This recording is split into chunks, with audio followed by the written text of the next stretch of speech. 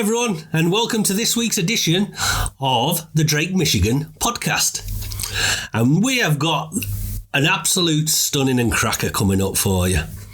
But before we get into it, without further ado, let's just have a quick shout out to our sponsors who allow us to make all this possible for you. We have Atlantis Property Developments Limited, your one-stop contractor for all your development needs. From refurbishments, renovations, extensions and new builds. So if you're in the market for a new apartment block, a luxury home, a wraparound kitchen extension and everything in between, then check them out at www.atlantisproperty.uk. We have Apollo Windows and Doors, a Fencer registered windows and door installation company. They do everything from the initial survey to the full and final installation and clean. Check these guys out at apollo-windows.co.uk. We have Estimate My Plans. Get a quick, detailed and professional estimate based on all of your building plans. Estimate My Plans carry out work for private clients, building companies, property developments, architects and local councils. So if you want a detailed estimate based on your current plans, check these guys out at estimatemyplans.co.uk. We have the most amazing and intriguing guest today. A man who not only understands the everyday power of words, but he understands the power of law. Everyday law, maritime law, and importantly, equity law. Then, due to world events like 9/11, the Iraq War, Brexit, the pandemic, and now the ongoing cost of living crisis, he has drawn a line in the sand. He has said, enough is enough. We cannot carry on like this. He has so much knowledge and experience that he wants to share with everyone, as well as his own story. And we are so pleased to secure his services and his time today to share with you, our listeners. So without further ado, let me introduce today's guest, Mr. Andy Barlow. Greetings, how are you? Pleased to meet you, my mate. Pleased to meet you too, you well? Thanks so much for coming here today. That's all, brother. Glad to have you here. So, Andy, we've already mentioned briefly, obviously, your passion for law, everyday law, maritime law, equity law. But what I want to do is, let's jump straight in, and a bit of a delicate period of your life. Okay. But let's go straight into your lowest point. The point where you'd had enough of this life. You felt, I've done my time, I've had enough. Yeah. Let's pick the story up there and tell us what was going on in your head, what was the reasons behind all that, and let's just pick it up from... really dark point. I mean, I'd left my marriage in 2020 after 33 years of marriage. Realised that things weren't right in the world. I was questioning everything, living alone, felt very alone, very, very... What's the word I'm looking for? Just alone. So I went down the rabbit holes of the pandemic, what's going on around there, went on all that lot. And it got to a really dark point where I couldn't see a way out. I thought, what's going on with the world? Why am I here? What am I doing? And I was already been diagnosed as suffering from depression by the GPs and everything else, but I came off all medication, didn't want to go down that road. And I just looked at things, I thought, how can humanity be so horrible to each other? Did the depression come from the failure of the marriage? No, was you already feeling... That was already before that. So the marriage started breaking down about 10, 12 years before that. Right.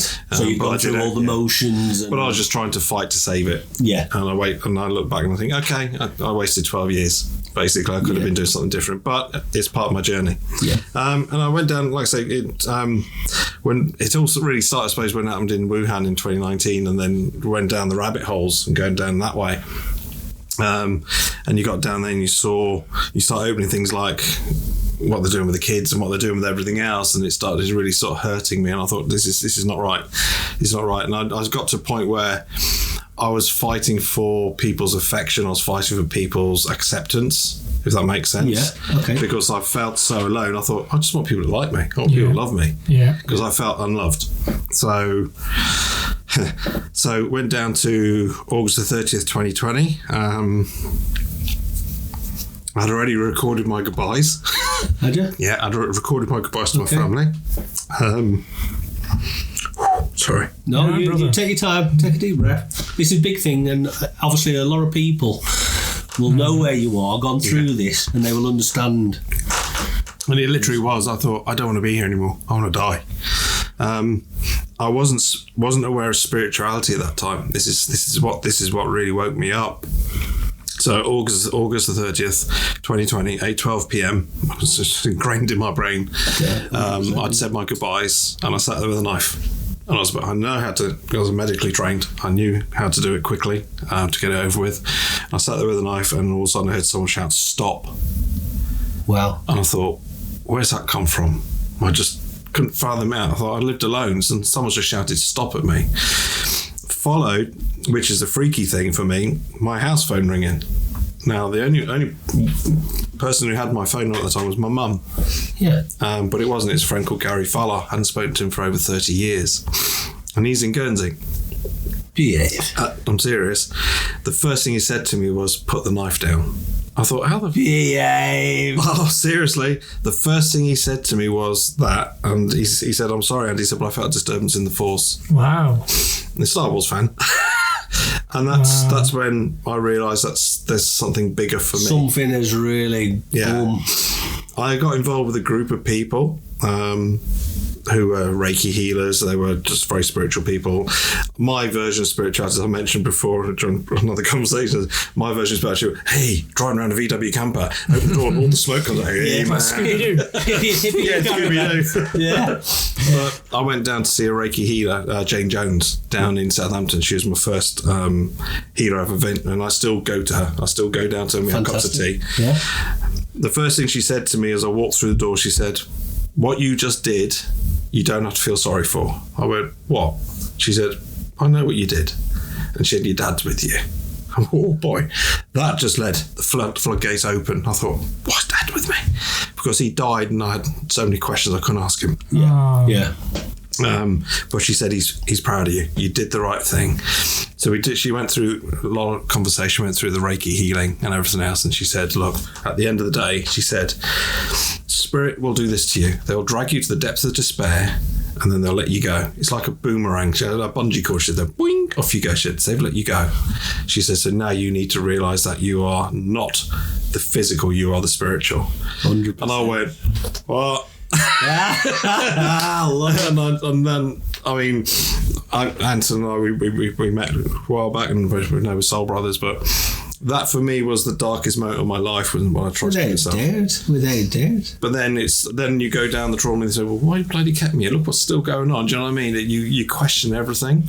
Well, yeah, I mean, you start to think then, well, look, there's got to be a bigger reason and a bigger purpose. Yeah. There must be a reason why I'm still around. Yeah. And I think this is where, when people have that emptiness or loneliness inside, and a lot of people, what they do is they spend the first 20, 30 years chasing everything but what they need to be chasing. Yeah. They chase the marriages. Just a tail. They chase the materialistic stuff. They chase the house, the car, the woman, the man, whatever.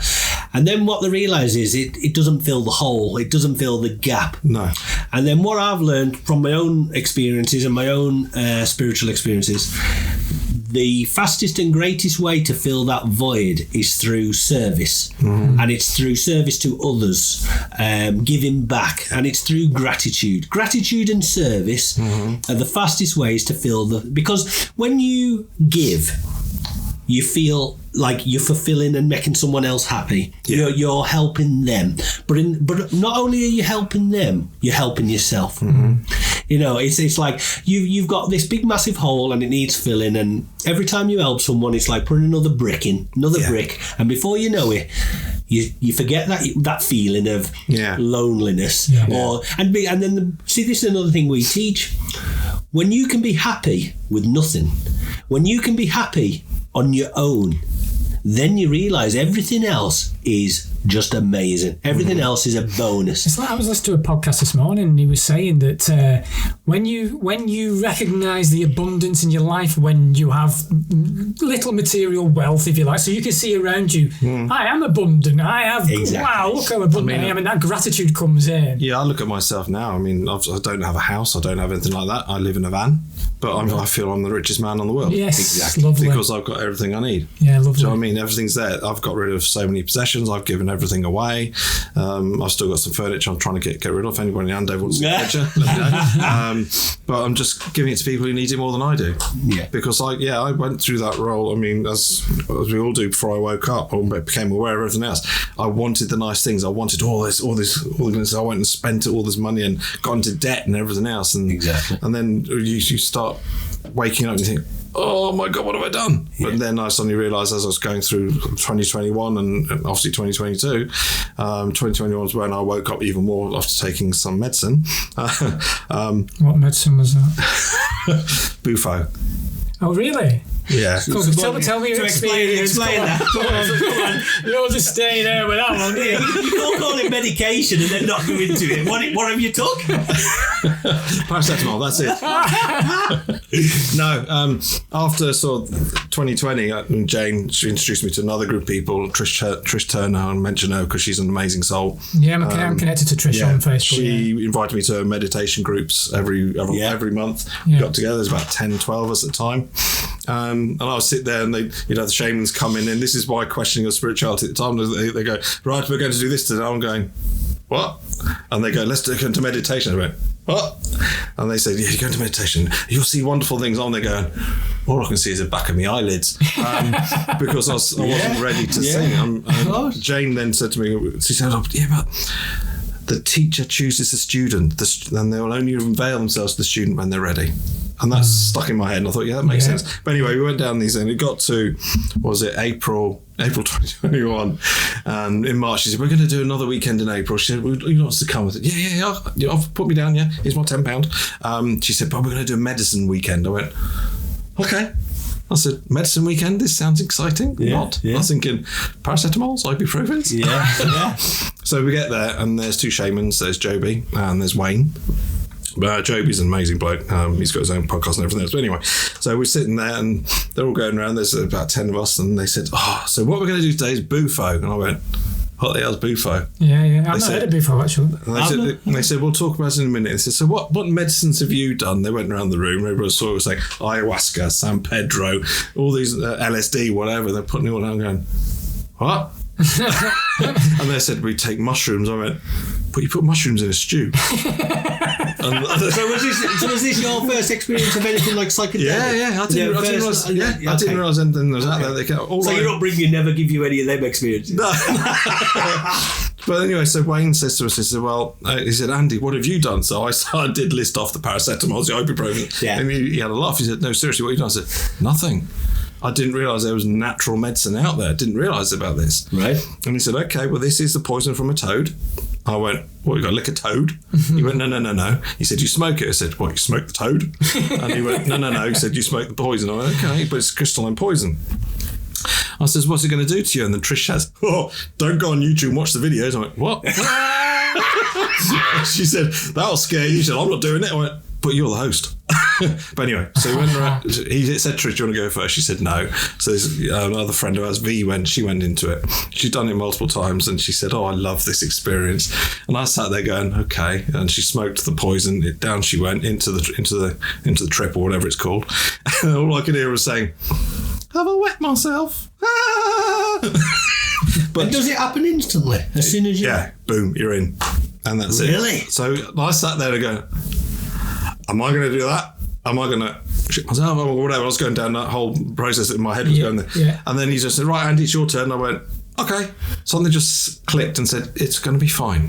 Yeah. You're all right. We got you sort of thing. So the setting is someone's going to watch you and make sure you're okay. Yeah. So basically what they want to do, because it's going into, if you take the full dose, which Wayne wouldn't give me because it's my first time taking medicine, he gave me 50%. He said, because it takes you into astral travelling. He says, if you're not ready for it, he said it can bit cause mind-blowing. Yeah. But there's one guy left to the end for obvious reasons. So he said, come on then, have a go. I said, well, I don't smoke. I've never smoked in my life. He said, it's all right, just sip it in. And boom, literally I went straight into darkness. And all I can hear myself saying, get me out, I don't like it, get me out. It's too dark. And all I heard was Wayne say, open your bloody eyes. And I went, oh yeah. But he says, what it works, it's only 20 minutes. Yeah. But it feels like seconds because there's just no time. Nothing. All I saw was, I didn't break through the barriers or whatever they call it. All I saw was a group of people or whatever just watching me over there in the distance, followed by lots of geometric shapes coming at me. Nice. And then I was like, lots of tears, lots of laughter, lots of tears, lots of laughter, because it helps to release the trauma. But what it did for me was it actually released my negativity and worry about work. Okay. 2 days later, I just quit my job. Wow. And I never looked back. Wow. Because I knew then that I had a higher purpose. I had a purpose to help people. Oh, lovely. And that's what Joby and Wayne said afterwards. They said, we knew what was your role is because we saw so many guides watching you and helping you. They said, you've got an army behind you. And I went, fuck off. I didn't believe it. It's a lot to take. Yeah, but it was just an amazing experience. The fact that after that, because it stays in your bloodstream for up to 3 months or maybe longer, and you can reactivate it purely through breath work. Yeah, beautiful. And the next day afterwards, I went down to Bournemouth, and they did say you shouldn't drive, but I did. Sat on Bournemouth Beach just staring at the sun in the midday, but it wasn't hurting my eyes. It was allowing, it opened up my pineal gland so much, I was able to see the sun and everything else, and it was just beautiful. So just quickly, so we can recap. So you've gone from basically you about a depression. You thought your life was shit. Yeah. Your marriage was breaking up or broken up at this time. Yeah, I'm going to take my own life. Yeah. You're there with the knife, and suddenly you get out of the blue a message, a call, a phone call, everything else, and that's sort of the bit that pulls you back from the brink. Yeah. So then from that, then you're basically like, okay, where's my life taking me now? I want answers to my life. Now, see, because what a lot of people do is they go down the drug route, or they go down the alcohol, or they go down escapism. Escapism. Yeah. Now, for me, it's another version of searching for something, because you want answers. So a lot of people go down the spiritual path, or so. Now, so in your occasion, that's what's opened up for you. Yeah. So that's what's introduced you to. So did you know some of these people beforehand, or were you starting to meet these people new? All new. The ones that introduced me to Jane, we knew each other because they were freedom fighters, for want of a better word. They were based on stand in the park, etc. So I knew them. But the likes of Trish, I just met on Facebook. I thought, okay, for some reason I'm attracted to her, not physically, but there's just something there that needed to. But so you're taking big decisions, because a lot of people won't get up off the couch. No. Do you know what I mean? So you're taking that big decision, like, look, I'm going to connect and go about it. So is that in your personality when you were younger, that you were always someone to experiment or try or meet new people? Hell no. I was always, you more of an introvert? I was always the one standing in the kitchen of the parties, as Jonah Lewis used to say. Right. So now you're taking on a whole new persona, a whole new... Yeah, but I still question it, because what you're saying makes me think, hang on a minute, was I really doing that? I was just adding people as a friend, because I thought they obviously need to be a friend of mine. So it's now starting to click, and that there's something, a higher purpose coming and saying you need to connect with these people. Yeah. And you are drawn and connected to people, and people come into your life at the right times. So now, a few years later, if you like, you can look back on them experiences, and now you can say, whoa, that is quite weird how all these dots, the magic web, has been being formed. So we go back. So you're messing around with a few drugs. Only once. You're looking at the sunset and everything else. So are you starting to this point now form a direction of where you want to go, what you want to do? Up to that point, I mean, let's put a bit of context in. Up to that point, I was working in common law. I was trying to help people that way. And things weren't going well. Things weren't working out as they should do. And then Jane always said, you've got another role coming. She says, something is going to come on and land on your doorstep. She said, it's going to be bigger. She said, but you've got to start believing in yourself. And that's one thing I still struggle to this day. So anyway, we went down the road of all this healing and everything else, but when after Bufo, I was still, up to that point, I was still working in the corporate world. I was still working for the man, as they say. But it always felt wrong to be doing it. And taking the bufo made me realise how wrong it was, because everything is an illusion. Yeah. Everything we do, we manifest as we look at it. Yeah. It's there. The Matrix. Yeah, literally. Your projections. Yeah. So, no, I'm not Neo. You are, though. That's the key. We're all Neo. We just don't know it. That's the problem. We aim to get there, though, don't we? Yeah. But no, it's for me, it's just at that point I thought, I've got to continue helping people. Yeah. Jane always said to me, and I always sing Jane's praises because she has guided me so much. She said, but what you're doing on the legal side or helping people that side is not your path. Right. She said, your path is a healer. She said, now you will heal through your talks, you will heal through how you interact with people. She said, but the legal side will eventually drop away. She said, and you will become a physical healer. Yes. She said, so that is coming on your journey. I thought, again, I'm sitting there going, really? And she's sitting there going, I'll tell him in a minute. I'm going, so she got loads of messages. Who are you talking to? She said, my guides. I said, really?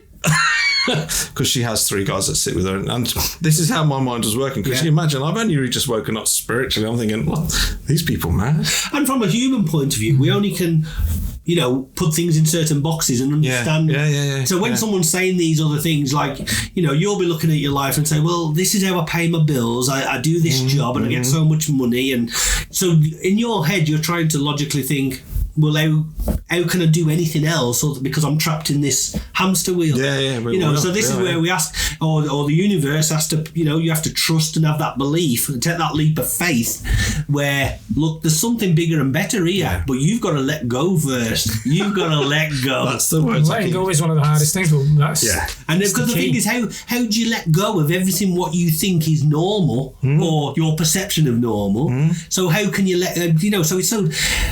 Not many people can do it. No. Do you know, and there's some people are forced into it.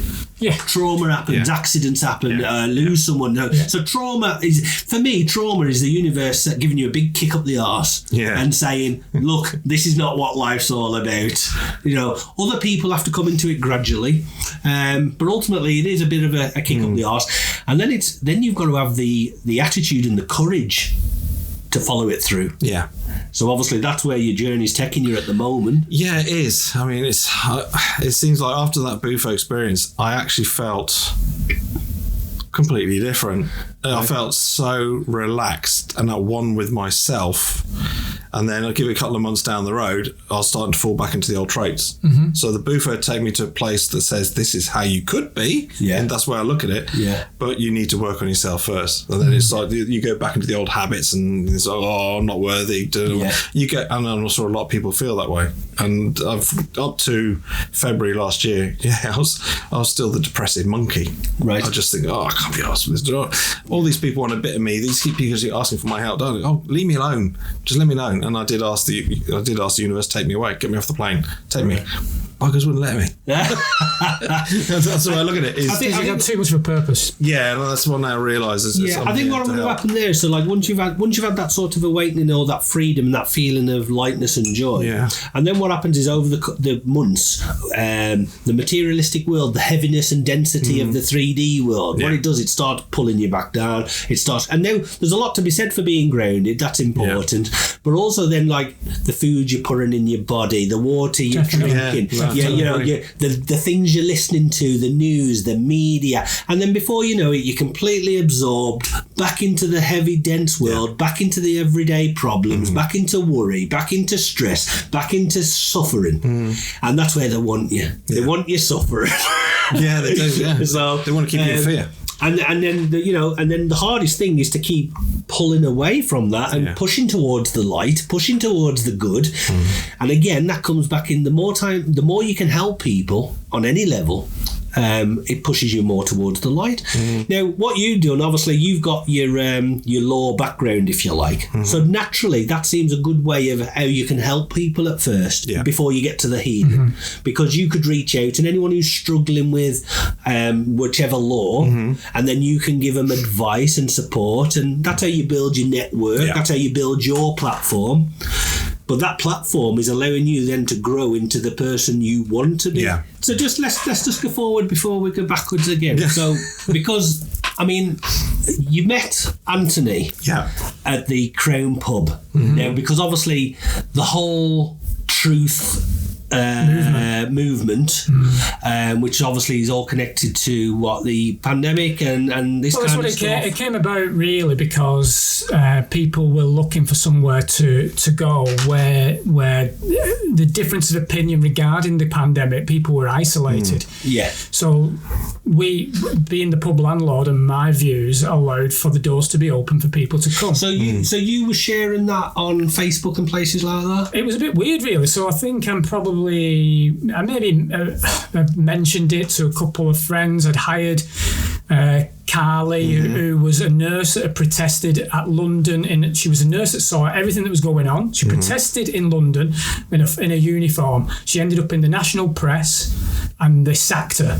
Right. No questions asked. No, and she's got a massive story to tell herself. Anyway, we hired Carly. We had all sorts. Anyway, I then created this name of Truth of Tuesday. Truth of Tuesday. Yeah. And so is that what you saw? Because you were down in London. I was actually I'd made connections with Rachel and Chris. Rachel, yeah. And Rachel was with Pete Ferris at the time. That's right. And I met Rachel through. She was setting up a business. She introduced me to it. That's how we connected. Right. And then we connected because she said, "Oh, Chris is doing this," and then we're going up to. Do you want to come up with us? And that's when I started going up to the Crown. So you'd all decided between you. Look, we're going to travel 4 hours up the country. Well, no, Rachel lives in St Helens. I lives in St Helens. I used to travel up to see her. So then you travel up, and then we're going to go. We're going to go to this pub where there's a bunch of truthers, if you like, and we're going to have a point and support him in his mission. Oh, the crazy thing was for me, as I said, we were having this discussion earlier on, because Andy was doing common law on Facebook, so people were connecting on Facebook that were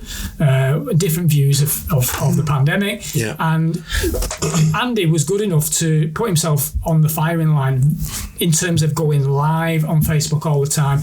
Andy was basically, I can help you, I will help you have personal sovereignty and this, that and the other. So I was watching Andy and I'm like, to Lou, I remember we were watching Andy on a live, and I'm going, Lou, we're going to have to do what this guy's saying because this shit's going down. So did you know all sort of where people stood legally and the official side of it, if you like? Or at that time, it started to dawn on me that the fact that we're being lied to. Okay, everything that we do is a lie, and because they're telling us to do it, no one has authority over us. We are the living men and women, and then it started to kick in. So you've got this purpose now of like your own sovereignty and being in control of your own self-mastery. You don't want other people dictating to you what you have to do, when you should do, that kind of thing. So I know as well, so like a big thing, what for you was like 9/11, that affected you. Yeah. That made you. And I've got a few friends, do you know, I was speaking to someone the other day actually, and he said, Kev, we went through this period, he said, where we were just watching YouTube and videos and anything we could get our information on. We just, we wanted to just learn as much as possible. Now, I always have this thing, I always think going down rabbit holes can be a little bit dangerous. Because for the simple reason, I know, where your focus goes, energy flows. And sometimes you can go so far down, and then what happens is you start off with your family and friends, then anyone who will listen to you, then you find yourself at a pub where you've never been before telling everyone, right? And so for me, it consumes you. Right, and so sometimes you have to be pulled back to like a little bit of reality, don't you? And the pandemic was consuming, but generally that was consuming anyway, because they were putting that into consciousness to consume people. Both sides, whichever side you were on. Well, I think the big thing is with if we talk about 9/11, so basically that was an event where obviously it affected the people, obviously in America, and then the buildings, everything else. But obviously the pandemic is like worldwide, right? And then. But what you had then was, and I've seen this with my own eyes with people when you had an event, is all walks of life were sort of suddenly like waking up, if you like. They were just refusing to accept, like, this is not fair, this is not normal, something's happening here. Now, they did. I'm not saying they knew what it was. I don't think anybody but you knew what was wrong. So then what they did was they were making these communities coming together, chatting with other people. Because I got to be honest, I went to one of his get-togethers, and I thought when I get there, they're all just. I just turned up to support him. I thought when we get there, they're going to be a bunch of nutters, and it's just going to be a butcher like. And I just thought I'll have one drink, and I'll get out of there. You know, that kind of thing. But when I got there, I couldn't believe it. Yeah. First of all, on the car park, there was like Mercs and Audis and Teslas, and I walked in, and there was dentists, there were doctors, there were, and I just thought, what? Normal people, and I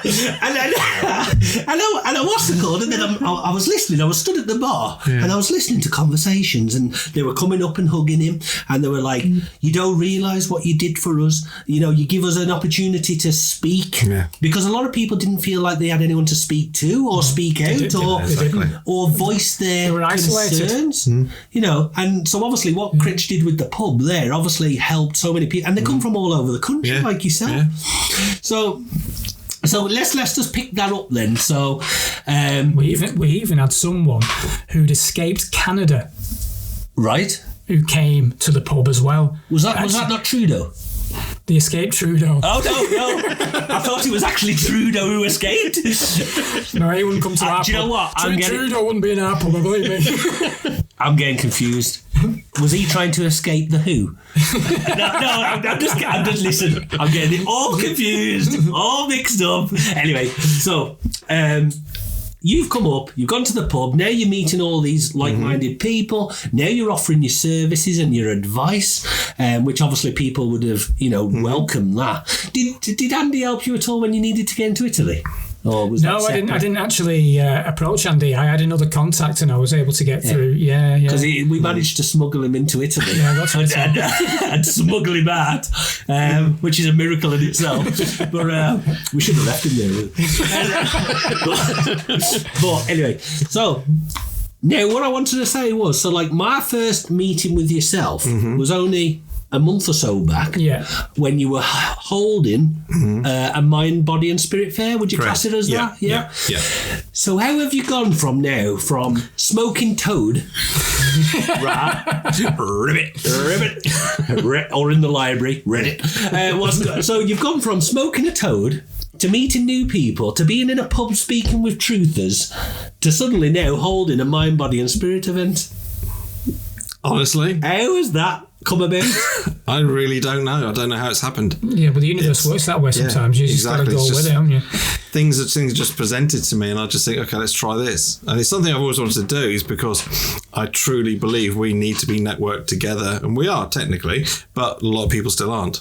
And we got to work together as one and engage with each other and energy exchange with each other. Yeah. So let's get away from. But I'm just trying to join the dots. So you're being pulled away from law, which is very much like word and writing and that the legal side of things. But you're being pulled now towards a spiritual thing. So there must have been a crossover or a pull or something. All right, let's break it down. So up to the point of attempted suicide, I was doing common law. After that, it didn't feel right. So I thought, okay, something's not quite right. So it was not working. Nothing was working. I was failing more than I was succeeding. So I fell into contract law, looked at that. So that's how I got into there. Then I started working that way and had multiple failures, multiple successes, multiple failures, more failures than successes. I thought, this isn't working something right. But it was February last year that everything changed for me. Right, okay. Something just clicked and went, simple. I went, I'm just a simple man. I've got to make it simpler for everyone else. And that's when I started listening to the likes of Tom Barnett, Zev Freeman, Dave Armstrong in Australia, Cal Washington in Canada, etc. I was listening to these guys and I thought, this makes sense. What they're saying, what their message was coming across was, you are already sovereign. You do not need pieces of paper. You just have to understand that you are your own authority. I thought, boom, that was a crossover. And I thought, but then people were saying to me that I came away from your talk and I felt amazing. I felt an energy that I've never felt before. And I think that's where the crossover is coming, is I'm still doing the legal stuff to help people, but I'm getting more and more drawn towards the empowerment and the healing side through that. So who was you giving the talks to? Who was I giving talks to? Well, obviously we did the Crown, and we had people within my Facebook groups saying, we can set up an event. Would you like to come do a talk here? Would you like to come do this? Then I got involved with Carry On Camping and people were just turning up and listening to these talks. And they weren't big numbers. No, but they weren't big at the numbers. Crown, though. There was 200 at least at the Crown. That was good. That was a brilliant night. Well, I mean, the thing is, with what's called on your first event, you wouldn't want a big man. You've got to find your feet first. I mean, I look at the talks and everything else and think, okay, you're talking to someone, you're giving them guidance. I don't use the word advice, I use the word guidance. I'm giving you guidance, and they're sitting there for about 2.5 hours, and they walk away, and they only take 20% away. Yeah. So that's when I said, okay, we got to change up again. We got to keep it moving, keep the fluid movement. So I changed it into workshops.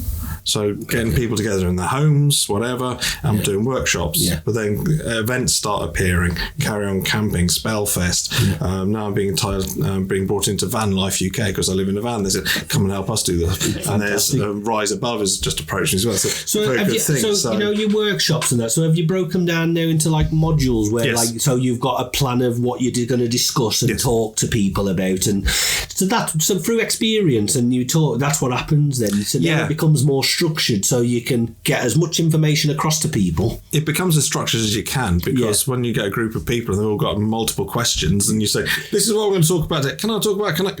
I'll add it to the list. Yeah. So I always let them have, because it's their session. Of course. It's nothing to do with me, it's them.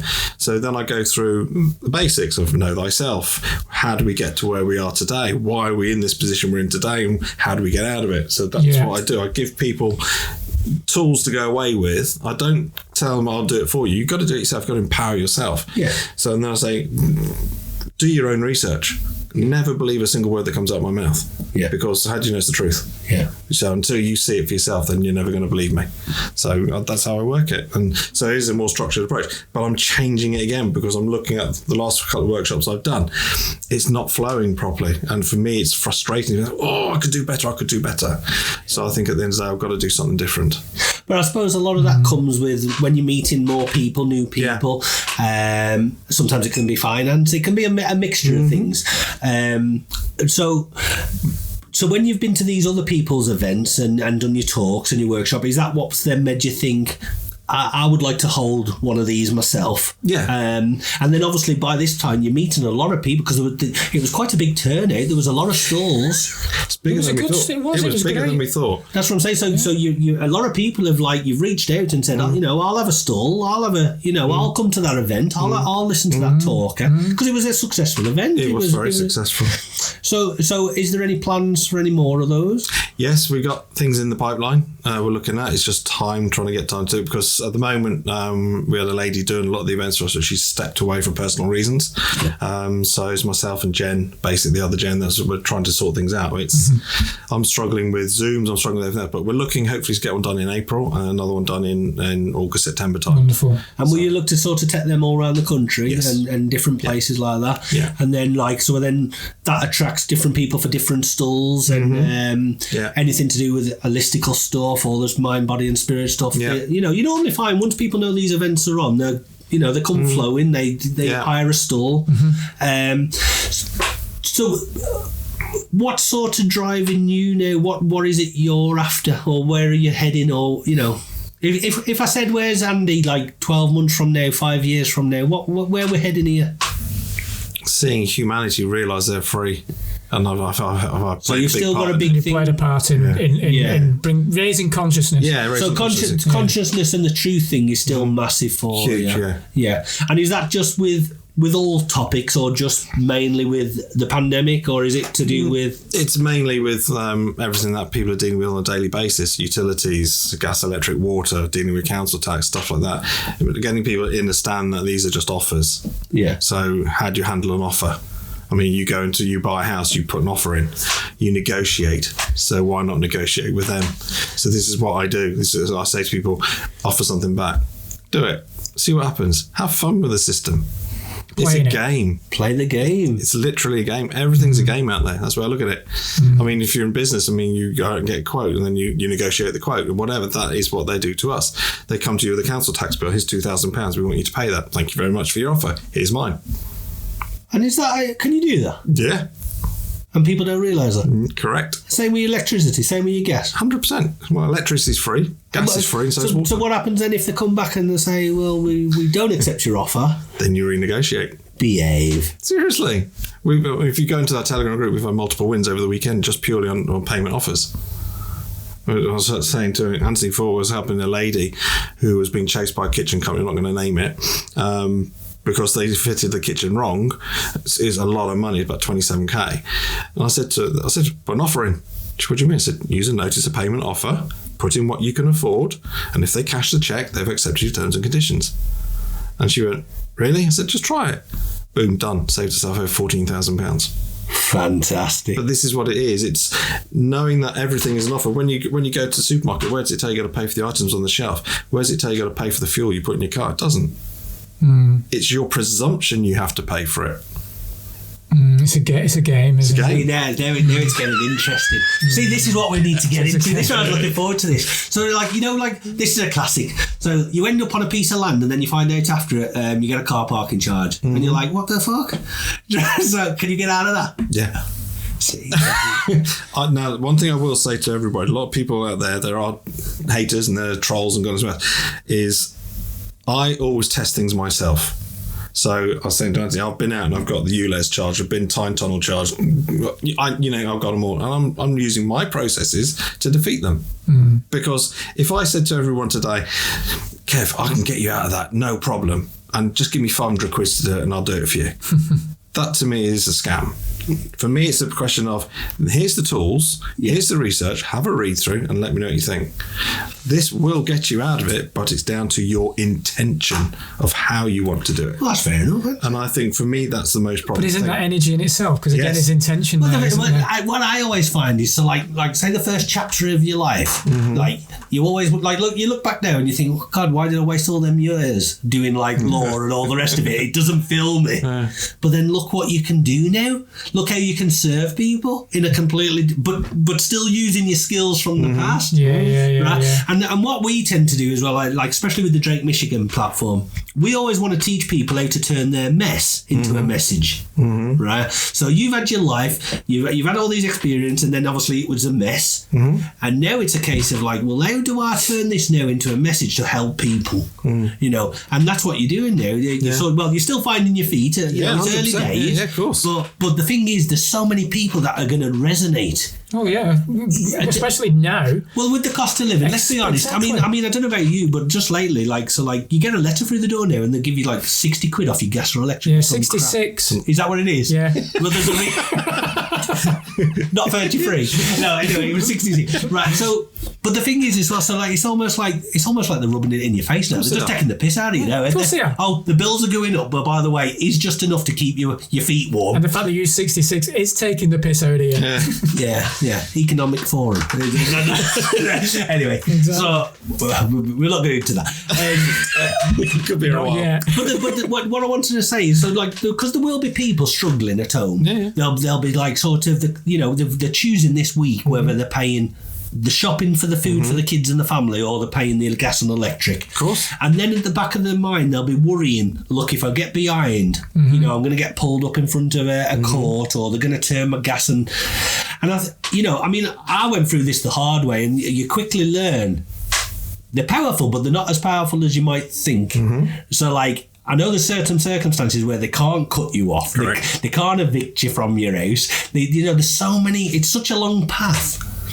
Before they can actually do anything. But this is where knowledge is power, isn't it? Because at the end of the day, if you can be brought into fear and anxiety very quickly there, which will kill people. Yeah. What they're doing will kill people. Of course, for sure. But people will commit suicide. Yeah, exactly. People will, They will, or they'll just not put their electric and heat on. Yeah, exactly. Because they'll freeze to death, or they'll not feed themselves, or because they're fearful. One thing, I always go on about, I wish when I was younger, I always say I wish I would have had a mentor. Right. I never had one. Never in my life, right? And it's but so I had to sort of learn the hard way. But the good thing about learning the hard way is you can literally tell other people what you went through. Exactly. I look at these as trials. 100%. So I remember when I lost my first business, we built up a nice business, you know, what would be classed as very successful, and we lost absolutely everything. And we got dragged in front of liquid insolvency practitioners who told me to just sign my name on. And because I was young and naive, I just wanted an end to it all. I didn't care the fact that I was right or wrong. So what I did, I mean, I ended up signing my name to something, and it's only years later I realised I'd struck myself off as a director for 5 or 6. I almost took responsibility for stuff what happened. But that's not the truth of what happened, right? And then, this is where it was good, I even said to him, well, how come you've not gone after, like, the mother-in-law? And because she was a director. And you know what they said to me? It would cost too much money and time, so we'll just leave her. Oh, so they went for But so as long as I signed the piece of paper taking full responsibility for everything, and my name was tarnished and I got dragged through the shit, right? Anyway, and then I remember I got dragged in front of... I was in like a room, like it was a court thing, and this woman was talking to me, and I'd had debts and bills and all the rest of it, and she said, right, Kevin, we're going to go through all your incomes and your outgoings, and we're going to see how much money you've got, you know, this kind of thing. So I thought, well, this will be fun. Right?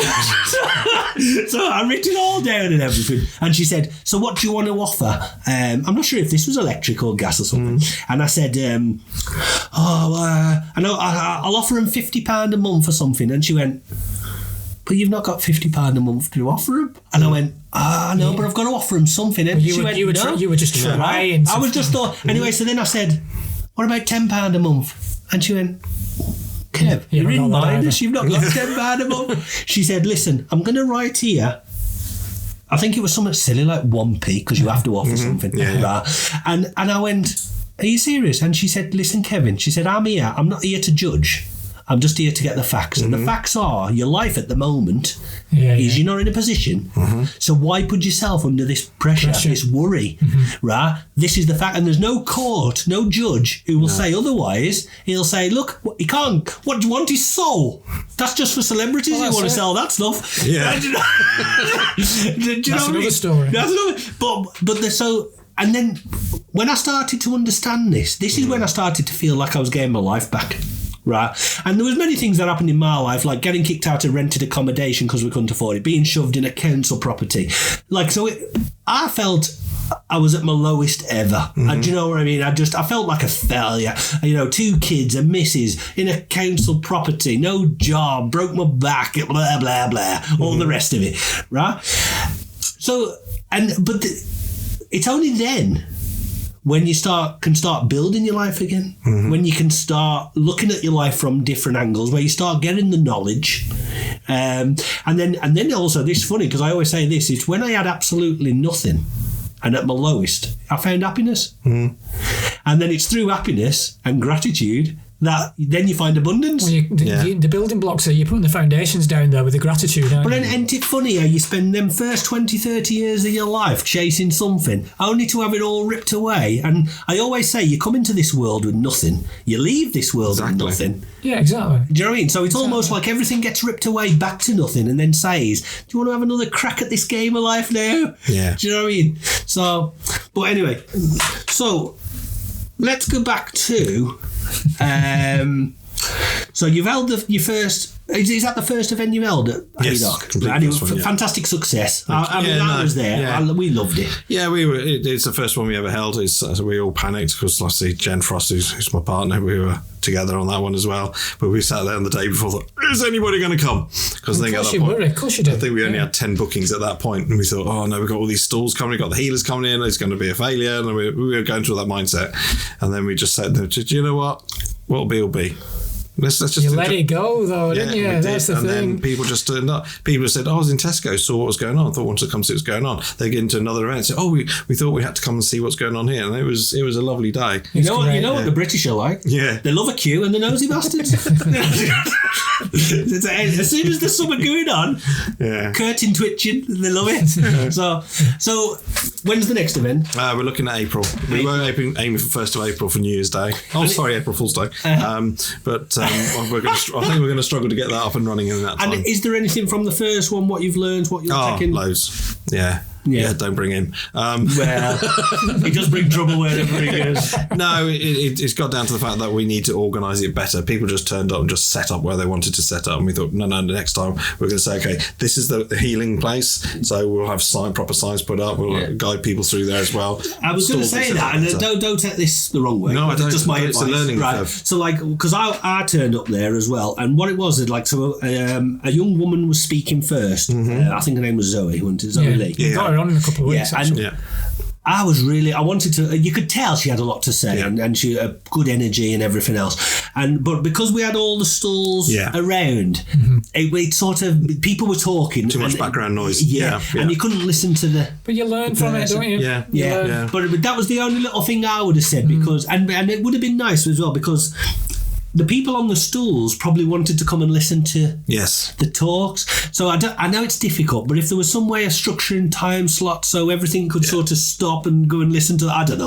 Lessons, aren't they? We've already said that next time we do it, we're going to have a room specific for the talks. Yeah. So it keeps everybody away from, so people on the stalls, there's no background noise, we can just come and listen. And we want the community to work together on that. Like say, for instance, Ant's stall was there, he wants to come listen, someone else say, well, I'm donating to, I'll watch your stall for you. Yeah. And that's how it should be. We should be working together so everybody benefits from it. Fantastic. So that's what we're looking for. So the name of is it your business called I Am? It's a group called I Am. We started off with a group called Stand in Your Power because I thought that was very important. If you don't stand in your power, you can't do any processes that we do. Then everybody else was jumping on the bandwagon. I thought, right, that's it, changing it. I'm going to use my name. So we changed it to Empower the Soul. So we thought that's a good one to do. Then people start using that. I thought, do you know what? I'm getting fed up with this. And I was starting to do I Am affirmations because that's something I've always learned to. So do my own affirmations every day. Haven't done for a couple of days, but I'm getting back into it. And I just sat there. That's really powerful. Those two words are very powerful. They're the most powerful words in the world. I am. So let's create a group called I Am.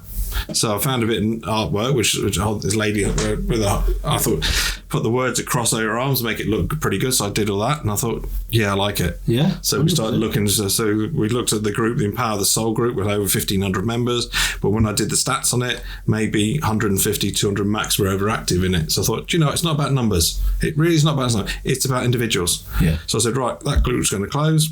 My website's going to go down. I'm going to create a brand new website, but we'll get the Telegram group up and running first. So literally within, what are we now, 14, nearly 2 weeks, it was gone from 0 to 230 already. That's great. And that's phenomenal. That's really good. We thought, okay, even if we get 50, that'll be great because those 50 want to be there. But we look at it now and you'll see 200 plus on there, but there's like 40, 50 active at any point in time. So people are learning. Yeah. And it's all about, I'm going to give you all the tools you need. There's all your templates. There's all your research. There's everything you need to know. You go off and do it. Yeah. We're here to guide you. You need help, you shout for an admin. An admin will come and help you. Fantastic. And that's what we're trying to do. We're just trying to get people to realise and understand that they can do this. They've got the tools inside. It's powerful. It's powerful. And the thing is as well, especially now, and I do think this year is going to be a massive change and wake-up call to people. Mm-hmm. But people are looking for answers to so many questions, whether it's the financial debt and the struggles of life, if you like. Mm-hmm. People are asking more questions about other things, whether it's the pandemic. Well, the veil is lifting. Yeah, 100%. And this is the thing. And so as people are sort of waking up and they're looking for places, and then it's just a matter of finding who you resonate with, what you enjoy, who's sort of ticking the boxes, and you think, you know what, I like him or her, and you know, that kind of thing. Yeah. And the thing is, there's so many people that there will never be enough communities. No. It shouldn't be. It should be about communities. It's about people and experiences and love. The thing is, it's not always baffles me because I know we have people who, they love celebrities or the Kardashians or they'll love the royal family, and I always think, but in reality, really, you're never going to see, or they're never going to play any role. We're so detached to in that. Your life. That's not real, is it? Your local community, your neighbours, your friends, the people who you connect with every day. Exactly. That's real. Do you know what I mean? So where do we see Andy in 5 years? Is there a 5-year plan, or are you sort of just... No, I'll just go with the now. So you're just drifting? Yeah. Well, I'm going to burst your bubble here now. I knew you would. Do you know what's wrong with a drifter? Go on. You can't drift to the top of a mountain. No, true. Right? Yeah. You've got to have a plan. You've got to have goals. You've got to have ambition. You've got to have attitude. Yeah, and I interrupt on that. My problem with that is, and I think we touched on it before, is I don't feel I'm ready for that. Well, I don't think I'm powerful enough to deal with it. But this is a good thing, because first of all, what we know is everybody, you, me, all of us, we all have the power. Mm-hmm. You might not have unlocked the power yet, but you have got the power, believe me. So modern day talk is imposter syndrome, okay? But really what it is, it's fear, right? And usually it's fear of change. And you're going through, when I'm speaking to you, you're going through a few years now of massive change. So what's happening is you're coming across stumbling blocks there where you're feeling like, I might not be adequate enough, or I might not have the skill set. You're more than qualified, by the way, okay? And your energy will see you through any obstacles, because if you do things for the right reason, people will overlook.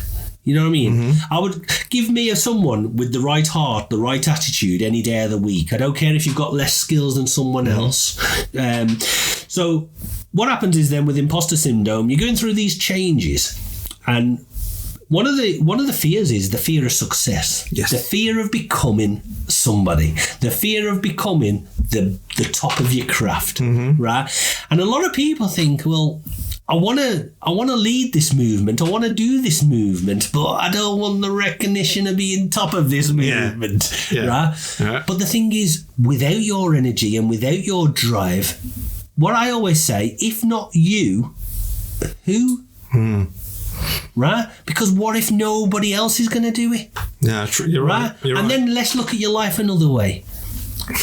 On your deathbed, what would be the greatest regret? One that you did it and failed, or one that you never tried? Never tried. Okay? So if you ever get to that day and, pearly gates are opening and they go, and you had an opportunity there, but you never give it a go. Do you know what I mean? So I always say to people, what's the worst that can happen, right? Because if you set up a business, right, you say for now, the next couple of years, you said, look, this is my intention. I'm going to set up a business. And then you set up a business. So what you've done then is you've mastered the self. Yeah. You are self-mastery in action. Okay. Now, if that business does not work for any reason, that is not failure. And this is what people don't understand. A business cannot not work, if you like, and it might close for any number of reasons. But you self-mastered and you set out to do what you were going to do, which was open the business. Now what you do is you could look at your business and say, this is a learning lesson. I know what I did wrong, and the next time I do it, I'm going to become better. Yeah. And the thing is, if we can keep looking at ourselves and say, every step of the journey, I'm going to become better. And then you're getting up that mountain and up that, and then suddenly you're not drifting anymore. Now you're reaching the summit, and now you are the master of yourself, but you're the creator of something amazing. Yeah, and I suppose it is the fear. I mean, I don't have fear of dealing with so-called authority, people in uniforms. I don't have fear of anything like that, but it's the fear of my own success. I mean, I've been told I am a natural born leader and I will lead a lot of people. That's what Jane said and that's what Mark said. But again, it's that question, am I good enough? The self-doubt. The self-doubt. Yeah, exactly. Well, I mean, the fact that you're here sharing your story, sharing your experiences, that says to me, you're already rising up, and we talk about rising up and gaining your power back. So even this podcast today, this chat is Andy realising his true power, his true potential. You're rising up, you're gaining knowledge. And also as well, when people are listening in, they're going to be like saying, he talks a lot of sense, him. I understand that he's genuine. Oh, without doubt. Do you know what I mean? I respect him. So now suddenly, without you even knowing, you've got people following you. Yeah. Well, you have that anyway, and you know that. And you're like me. So we look at ourselves and we go, so someone will go, you've done brilliantly there. And then you go, thank you. Why? Yeah. And that's what we do. Yeah, no, but really, you know what? You've done brilliantly there. And you'd be like, you know what? I fucking have as well. I have done brilliantly. Yeah. The crowd was a success. Yeah. there's no two ways around it. I may have lost £20,000 in the process. Yeah. But was it a success? Yeah, too right it was. It brought people together. Well, what you've done is a massive success. You've helped people for the past 2 years. And I tell you what's another massive thing as well, because obviously we live in our own sort of like bubbles. And Lily, a lady who's sadly passed now, what she said to me, and it resonates true today, is what you've done in the past and when you've been helping people and reaching out, you don't understand them seeds that you planted and the people that you've reached and helped sometimes. And then what happens is it all grows and then it comes back and then you harvest the crop, right? And it all comes back to you. Yeah. So like this way, like when I used to do like the mediumship and the spiritual stuff, and it was the wrong platform, and I always used to think, what am I doing all this for? And people would say, oh, you've helped me and done this and blah. And I just, at the time, I just thought, I've put all this energy and it's all a waste of time. Fast forward 15 years, and now all the flowers have grown, all the trees have grown, and now you realise what it was all about, all that hard work, all that planting, all that reaching out, all that helping. And then you start to see the results. You know, what you sow, so shall you reap. Yeah. Look at all the energy that you've been putting into helping people over the past few years. Put it this way, if you needed help, there's going to be 100, 200 people that's going to come back and help you if you needed it. No, I'm seeing that happen. I mean, when things went wrong with the van and all that. Exactly. And the thing is, so like you're already a leader without knowing it. Yeah, right? You are a leader. For the simple reason, if you hold an event, how many people are going to come already? Right? I know we would probably have a stall and come as well. No, so 100%. If I have a car parking ticket, I know where to come now. So you're already leading me. If I need to get out my gas and electric, I know where to come. So the thing is, so people get drawn and gravitate towards you anyway. And I think what happens is people get pulled towards the energy. They know you're a good person. They know your intentions are right. Yeah. Do you know what I mean? You don't get pulled to the smarmy get who's trying to charge you 500 quid and do nothing for you. No, you know, don't you? You feel it, don't you? You have to trust your gut. You know. And then that's one thing I have been listening to a lot the last 6 months is listening to my gut, and I've pulled away from a lot of people, a lot of groups that just do not resonate with me anymore.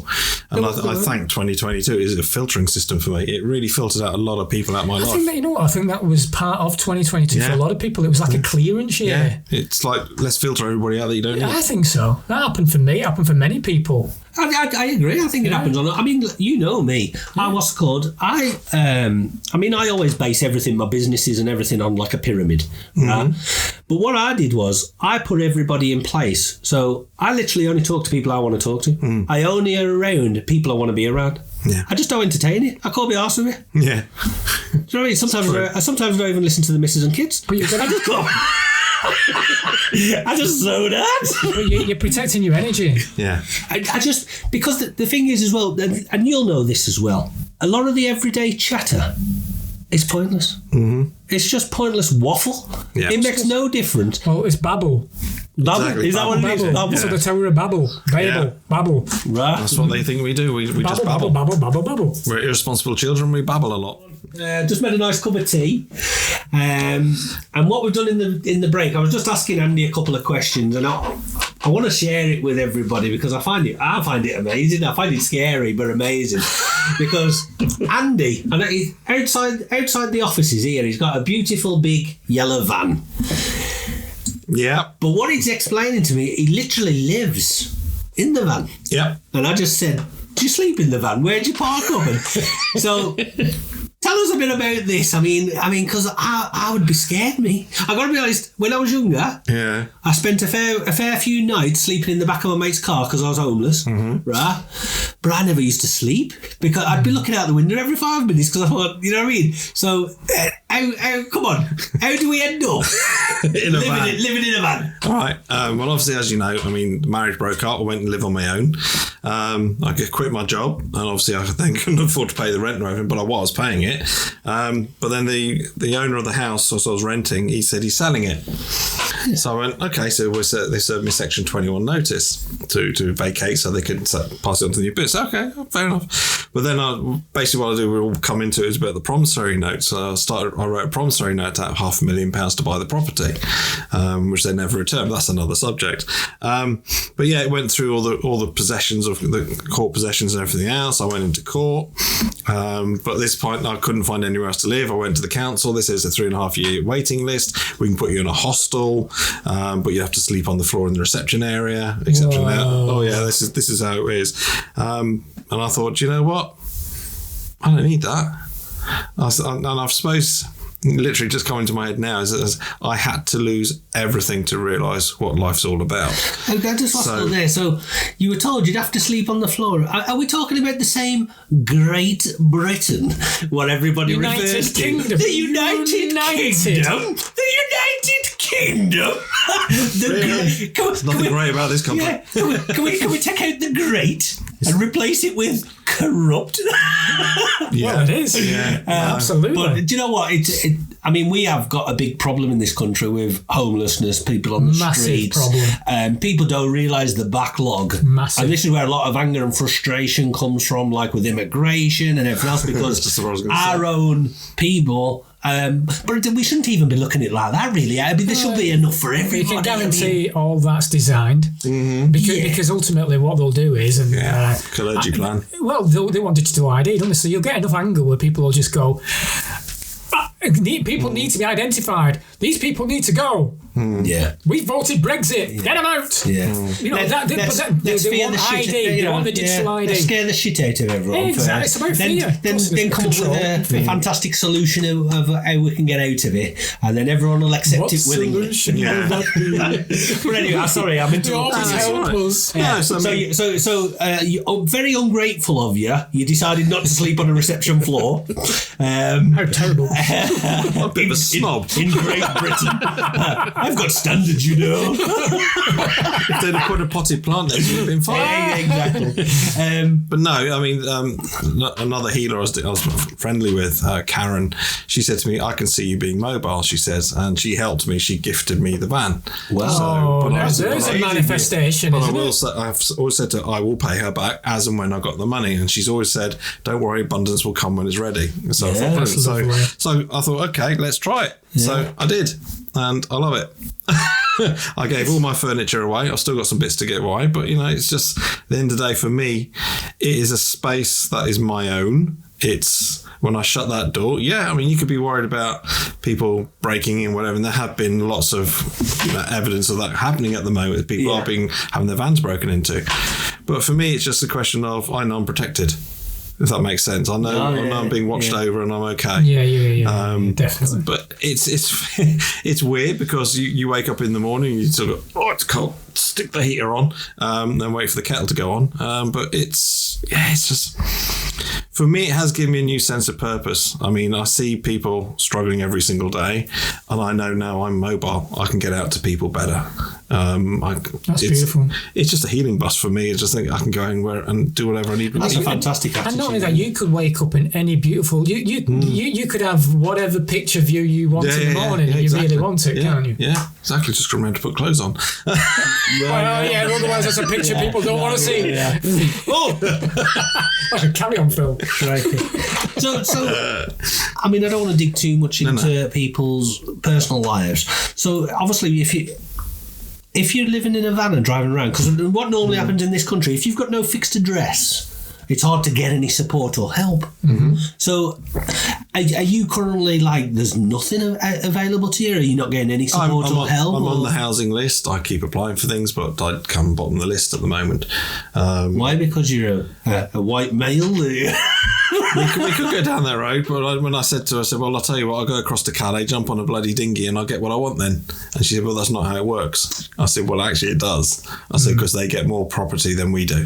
Mm-hmm. I said, so we're not being looked after. That's another story. Yeah. But for me, it's just a question of, do you know what? I don't need the trappings of a house. Yeah. I don't need it. Stripped it all back. But what I was thinking of, so like everybody at some point, obviously, we live in a Western society where if you've not got bills to pay, but you still need to eat, you still need certain essentials, and you look good, you look fit, you look healthy. So obviously something's right. And I've not seen that many berries on the trees lately, so I take it you're not nicking the local the local farmers' peaches. No, it's very clever when we heard about all this nonsense going on. People said you got to prep, you got to store stuff. So I've got lots of tin food everywhere, so I'm not going to go hungry. I love The Walking Dead. Good series. The whole world's referring on that one. Oh, I was just talking about London. Sorry. Oh, okay. No, it's a good prepping. Yeah. So you're living in the van. You're having fun. You're still reaching out, which is fantastic. So I take it you got good internet. Yeah, I've got a 4G aerial on the van. So basically, it's got a SIM card in it, and all that does, it just circulates, finds the best 4G signal. So you're setting up all these events and everything else from yeah, and also working from home. Yeah, and also obviously where I am in Andover, there's a lovely coffee shop, and I go in there. They give me a discount on my coffee and everything now, which is nice. Because I'm a regular customer, and I just sit there, and in the mornings I just do my work, use their internet because it's faster than what I've got in the van. But it's amazing. I'll do my YouTubes and everything, my videos I do from the van. It's not a problem. Fair play to you. So it's just a nice way of getting out to people if I can. Yeah. I think it's a lovely way of living. So what about on the... Just separate again. What about on the romance side? Anything there? Yes. Yeah? Sharing in the van? When the van goes rocking, when the vans are rocking. Well, actually, if you'd have been down Dainbury Hill for with the Gale Falls winds the last couple of nights, you'd think, crikey, he's at it again. But no. I met a lovely lady called Jen Frost. We met in January last year at Lee, in Lee. Yeah. In Lee, that makes sense. We've had a bit of a rocky relationship to start off with, but I now realise she's been brought into my life to kick me up the spiritual arse. Yeah. She's a fiery character. I'm going to be in trouble if she hears this now. She's going to listen. I know she's going to listen. No, please don't put it on Facebook. No, she's a fiery character, but she's completely different to my last partner. So she will react. Yeah. And I've never had that. So what she's done is she's brought me out my shell. I mean, that's nice. I'm not going to talk what's happened between us because that's not fair. No. I mean, what I wanted to sort of get was that because basically when you've had all the shit, what it is nice to see then is that to show to people the happiness does come back. Little bits at a time. You are abundant. We are. I'm not going to lie, we're still working on a relationship. We've had lots of ups and downs. We really have, but we're still there. We're still working on it together. Yeah. And we know at the end of the day that when we are together, we're meant to be there. If that makes sense. No. It just feels right. When I got there last night, 10:30 last night, got back to her. I hadn't seen her since, second week in December, because obviously the van broke down. I couldn't get back up. I could have got on a train, but I'm not going on a train. But yeah, it just felt right. Do you know what I mean? It just felt we were just there. Good. No, it's good. It's good to have little bits of happiness while you're building the steps to get your life back. And she's a bit of a driving force behind me. I mean, you've seen what she posts on Facebook for me. But sometimes you need that. Amazing. You need that. You need an opposite to really push you and to, if you're feeling down, give you a kick up your arse. There needs to be that balance as well, and she has. I mean, the conversations we've had, but when I was thinking, oh, crikey, it's just like, do you know what I mean? I was thinking, why am I going through this? But it's made me realise that it's because she's there to help. She's there to guide. She's come into my life as a teacher as well. There is purpose to everything, I think. Yeah. Very good. Now, I know you've got a few things you wanted to mention and ask about. 100%. I mean, now the thing is, right, Andy, so you came and did two talks at the Crown. I missed them both because I was working and it was busy. Sorry about that. Yeah, your fault. I'm more confused that he reckons he was working. I've never seen him work in his fucking life. And you never will. You don't get muscles like that by working. There's only muscles on the right side. This is going downhill fast.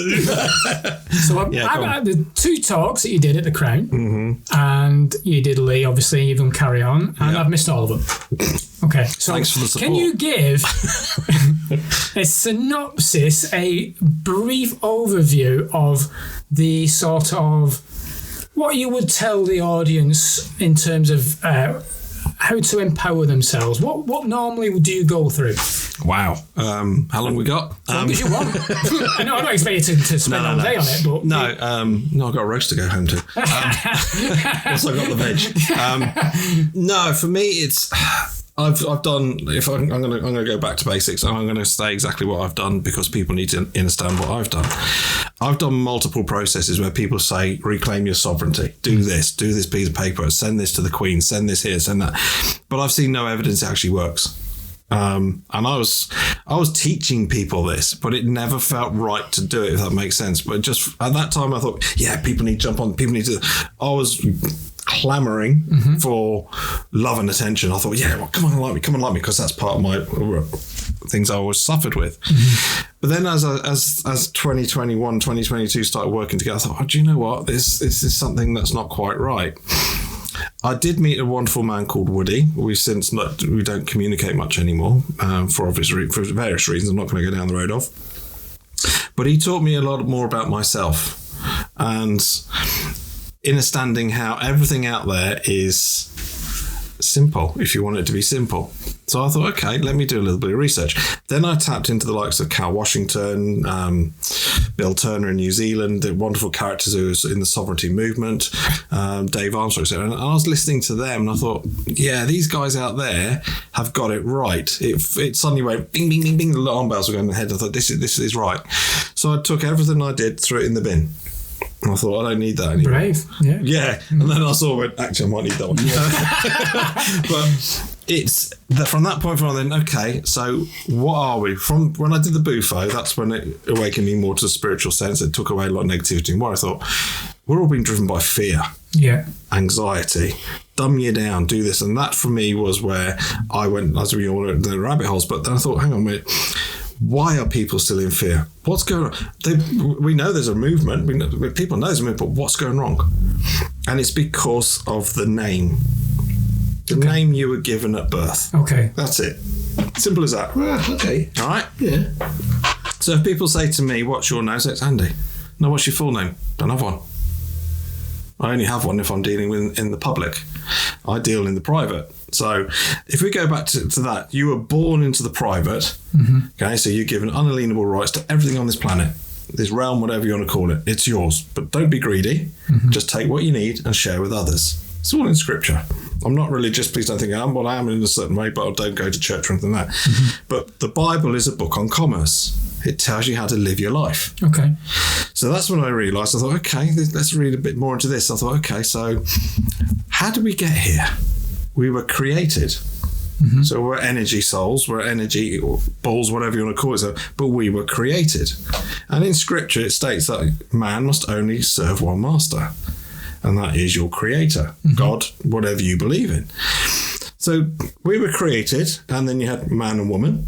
Okay. And then man and woman many years ago created government.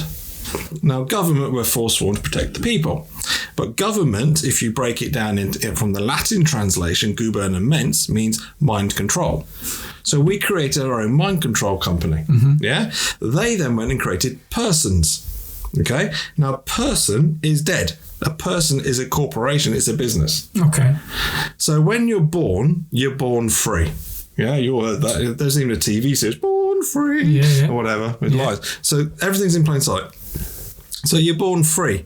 So at the time of birth, 3 documents are created. So you get created a crown document, nothing to see here, goes around the back, but it's starting to build up what's called a trust. And you're talking about pyramids, which is basically a trust. And then they give the certificate of live birth. Well, the registration of live birth. Little baby doe is born alive or stillborn. If they're stillborn, they still take your money. This is where it all comes in. It's all money driven. Okay. So if we went further back, go back to 1666, look up the set of cake. 666 again. Yeah, amazing. Apparently they put a 1 before and it shouldn't have had. They put 1,000 years onto our calendar. Sorry if I'm blowing your mind yet. Anyway. So 1666, allegedly, because I see no evidence, I wasn't there, Greggs the baker set fire to a sausage roll and burnt London down. That's where I look at it. This is destroy the records. So men and women that were suddenly born on the land were lost at sea because they started to bring maritime law onto the land. Common law is natural law, God's law. Cause no harm, cause no loss. Simple as that. To fellow man or woman. That makes sense. Yeah, and that's how you should live your life. Yeah. But maritime law is acts, statutes and legislation. So a ship's captain will have orders and has to follow certain statutes, etc. So they brought maritime law onto the land, and the Pope wanted to have 3 crowns: own your mind, body, soul. Fast forward, okay, to birth certificates. So when they're born, crown document, live birth certificate, and then they say to you, we want you to be very good parents. Please go and register your child or your children. 2 words you should never use, parent and children. They're government owned. Think of it this way. Parent, and there's a good book you can get called Word Magic by Pao Chang. Very, very good book. He's deciphered lots of things. But it's the etymology of words. So parent means you're renting back, the parent, your young one. Yeah. Children, if you look at the etymology of children, chill and ren is cold individual. Oh, right. Wow. Yeah, and it's a statutory term that the government involve. I knew this was going to be good. I did good. Crack on. Just phone Jen to do the rest of tomorrow. we'll just lean back and just enjoy this beauty. Now, obviously, like I say, if you want to do your own research, go and look at it. With the birth certificate stuff, there's a guy called Martin Ansell based down on the south coast of England. Mm-hmm. Linked with him, the guy's done a lot of research. Amazing guy. Well, when you look at how they say it, so you've got the Crown document comes into the live birth certificate, and then they tell you, be good parents, go and register your child. Now, register means the Crown owns it. So anytime you register something, Corona. You don't own it. Sorry? Corona. I used to get that lemonade as a kid, and the cherry, eh? I'm still at birth certificate. So basically, the birth certificate is a death receipt. Yeah. Okay. So what else does the woman give birth to at the time of birth? Not just the young one. She also gives birth to something else, doesn't she? The placenta. That's it, which is classed in their world, and I class they as the cabal, whatever you want to call them, as the twin. Yeah. So when you create the birth certificate, you're not registering the birth. And think of the maritime law: a ship comes into harbour and is birthed, okay, and on board of that is cargo. Yeah. So the woman is classed as the vessel. Is that why ships are always called she? Yeah. Fuck off. Yeah. That's 100%. Right. Yeah. So the woman is classed as the cargo vessel, and then the young one that comes out is the cargo manifest. So their birth certificate is a cargo manifest. That's also a death receipt for the placenta, because the placenta passes away, and they create a straw man. I don't know if you've heard that terminology before. Yeah. Yeah. Watch The Wizard of Oz. Yeah. The straw man is created from the birth certificate. Which is why he wanted a birth certificate. Exactly. So therefore, the straw man is a dead entity. It's a corporation. It's a business. Now, you also get your national insurance number the moment you're born, not when you're 16. Don't feel that bullshit. So this is all building up a trust. So the birth certificate is actually like a stock or a bond, and then it's traded on through the stock markets. So your name, my name, Andrew Sean Barlow, is not mine. It can never be mine. I can never own it. It is Crown copyright. Because the minute it is registered, the Crown, I'm not talking about the Queen, the Crown of the world, owns that name. But who's clever enough to come up with all this? Vatican. Yeah, it's all Jesuit stuff, isn't it? Yeah. Do you want to go down that road? Yeah, we do. The Jesuits own everything. Everything. The Jesuits own everything. Everything. I thought the Kardashians owned it. Yeah, but they are the Jesuits. Right. Go on. Oh my word, this is gonna be good. Bring it on. I need another cup of tea. Tell me more. Oh dear. So you get good views on it. I need to know. Yeah. It's great knowledge. Knowledge is power. So the birth certificate enslaves you. So they say slavery is dead. No, it isn't. You're a debt slave. Mm-hmm. From the moment once you have that certificate registered, it allows you, it's like a death receipt, but it allows you to play in their game. Okay, you've all seen the films like Hunger Games, Divergent, all that. Everything's in plain sight. Everything. If you want to know how the straw man came about, watch The Wizard of Oz. It's all in there. The deciphering of it is phenomenal. Wizard of Ounces. Babies are weighed in pounds and ounces. You've heard the terminology, you're worth your weight in gold. Yeah, that was how the church used to do it. Thank you very much. Here's some money for your young one to look after it. Colonel Gaddafi was doing that. They took him out. The only country that's still doing that at the moment is North Korea. Everybody gets everything for free. So that's a real bad country to go to. Really? Yeah. Can I just wanna ask go. a question? Right now, so you know this like information, what you'd like. So Yeah. right, so is that now people deciphering and digging out, or is that them, the Vatican or whatever you want to say, rubbing like shit in your face? People doing a lot of work on it. I mean, L. Frank Baum, who wrote Wizard of Oz, actually deciphered the Wizard of Oz for everyone. So you've got basically your everyday folk who are waking up to what's going on to us, and they're trying to share it with the world to try and say, "Wake up! Yeah. Wake up! Dorothy's coming with her shoes." Anyway, what's got? She always had the power. She always had the power. I think at the end, Well, I gotta be honest, my missus, when she clicks her heels together, I fucking jump. I do as I'm told. But go on. Anyway, so because this is what I want to. So not everybody's bad. There's this big whatever organisation who have come up with all this powerful shit, but there is people who are trying to wake everyone up and tell it. Wow. So when you think, if you talk about the Jesuit order, if you look into the history of the Jesuit order, and this may sound, and I apologise, but the Jews run everything. I didn't.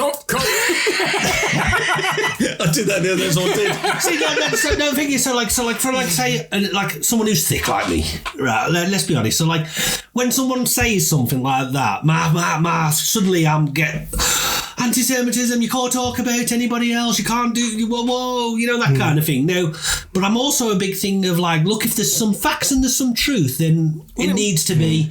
What's wrong with discussing? There's no racism going on. This is a discussion. I know, but I mean, that's what I like. Listen, you don't want to upset or offend anyone. I'm not offending anyone. Do you know what I mean? So, but the thing is, if that is the truth, it's researchable. Oh yeah. Then the truth has to come in. You can go to the black nobility and then you follow it through, don't you? Exactly. There's so much out there people can research. See, my level of power stops at Barclays. You know what I mean? When I can't get 50 quid out of the cash point machine, I'm thinking, yeah, Oh, we know where that's going, don't we? On the slots. On Wolves to beat West Ham.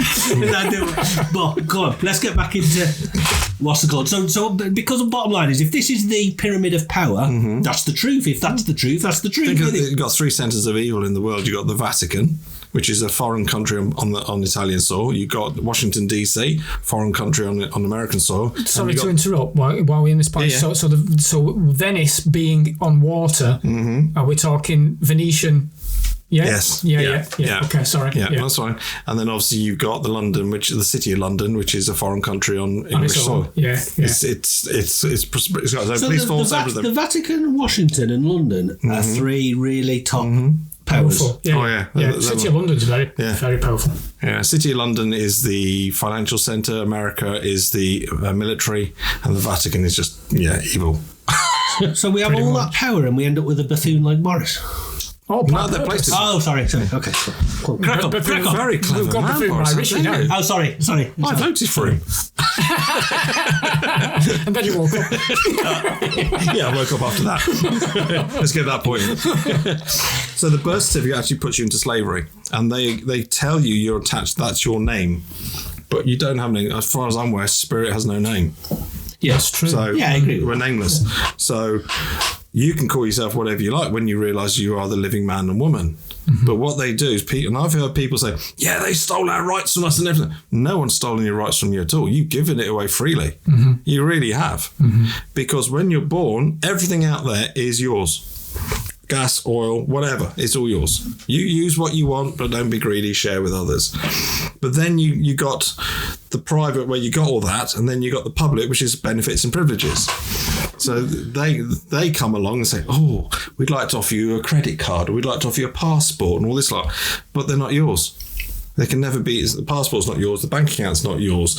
Your driver's license is not yours. Nothing's yours because you register it or you apply for something. When you apply for something, apply in legalese, which is their necromancer book that they use for courts, means to beg. Who begs? Slaves. And then you press the submit button. So you're submitting to them. This is how they enslave you even more. And your signature... It's the power of words again, though, isn't it? The signature is power. Your signature is very powerful. Why does it always ask you to sign in a box? Sorry, in a box. Why do they ask you to sign in that? No, I don't know. It's a coffin. A trap. It's a coffin. Yeah. You're signing the legal fiction, the corporation that it's from, into the coffin. So therefore it's sealed, and they can use that signature to go and monetize your signature. If you think about it, when you sign something, where do they check your signature? The banks. Make sure your signature's current. So therefore they'll keep checking it, saying, is this signature authorized? No, it's the wrong signature. Sometimes things come back. They don't recognize your signature. And I've seen that when I've tried to change my signature from X to Y. But you've got to detach yourself from the name. You keep the name because it's in the public. So people say, yeah, but what about my birth certificate? It's mine. No, it's not. It's registered to the Crown. The name is registered to the Crown. Your passport, your driving license, your bank account, it's not yours. None of it, because you apply for it and you beg for it. So men and women are supposed to deal with substance. We're supposed to deal with energy exchanges. We're supposed to deal with gold and silver, swapping and going to Ant, could you use some Reiki? Here's a silver coin. Or I'll help you with this debt, whatever. So that's how it should energy be exchange. Yeah, energy exchange. Yeah. But we're trapped into the fiat currency, the fake currency. There is no such thing as money. Money does not exist. It's all promises to pay. Yeah, they're all promissory notes, aren't they? Yeah. So when, I mean, at the moment there's two sides to everything. So, so at the moment we're saying this Washington, the Vatican, London, blah blah blah. So we're classing this as sort of bad or an evil, if you like. Mm-hmm. Yeah, are we agreeing in that? Controlled. Yeah, yeah, but they'll have their own reasons. Our perception is it's all bad. I mean, they could be the best thing ever for us. They might be helping us. I don't know. Right? I'm just But when did this come about? Wow. If we're looking back in history, before 1666, 1302, Unum Sanctum, the Pope decided he wanted to become the richest man in the world, so he took control of everything. But in the bigger scale of things, so it's not that long ago. No, but if you go further back, we're talking thousands of years. So we are going back thousands of years. So we're talking about kings, queens, rulers. I mean, when you think the last constitutional monarch was Queen Elizabeth I. Okay. She was the only one that had the bloodline. And everyone else has been placed. Everyone else has been placed in position. Yeah, they've not got the proper. Yeah, that's right. Yeah. I mean, if you want to understand what's going on in the world today about this mass immigration, then read the Clergy Plan, read the Barcelona Declaration, the Nice Treaty. You'll see for yourself what it's all about. This is the great replacement. It's replacing all white people, excuse me, I don't mean to be racist at all, with another race. So that's easily controlled. The Clergy Plan states it. And that's out in public eye now. All this information is now being drip fed to people to make them understand that stuff is happening. I've just noticed. Well, I've not just noticed. I noticed you say "inner stand" a lot. Could you go into detail? Because there are certain words like I know from my own, and I don't get it that much, but it's stuff that I really want to learn. Mm-hmm. So things like "good morning," for example. Okay, yeah, and even I don't know. There's many words that have been infiltrated, if you like, or twisted. Could you give us something? There's two languages. You've got legalese and you've got English. Okay. So legalese is the language of them. That's what they use against you in courts. So they use a different language. And then you've obviously got the Oxford English Dictionary, which is the English language. Okay. Now, the English language is the most corrupted language in the world. We've got a demigod built into it. A-E-I-O-U. A-U is a demigod. Right. But they put those, is it vowels? I always get it wrong. Yeah, vowels into the English language. So every time you create words, you're actually creating a spelling. I just lost because I know you said there's two languages there. Mm-hmm. Well, I'm wondering if you've ever been to the Black Country. No, because I'm telling you, I'm telling you now, when they start talking, where Miss Joe Arkin and all that's a good language all on its own. Sounds wicked. But think of but when they go into the words, they're always changing the words around. They're changing the meanings of it.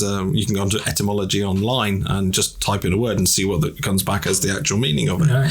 So I look as the legalese, or they use a book called Black's Law Dictionary. And there's multiple versions. Version 4 and version 6, in my opinion, are the best ones because there's still lots of information there.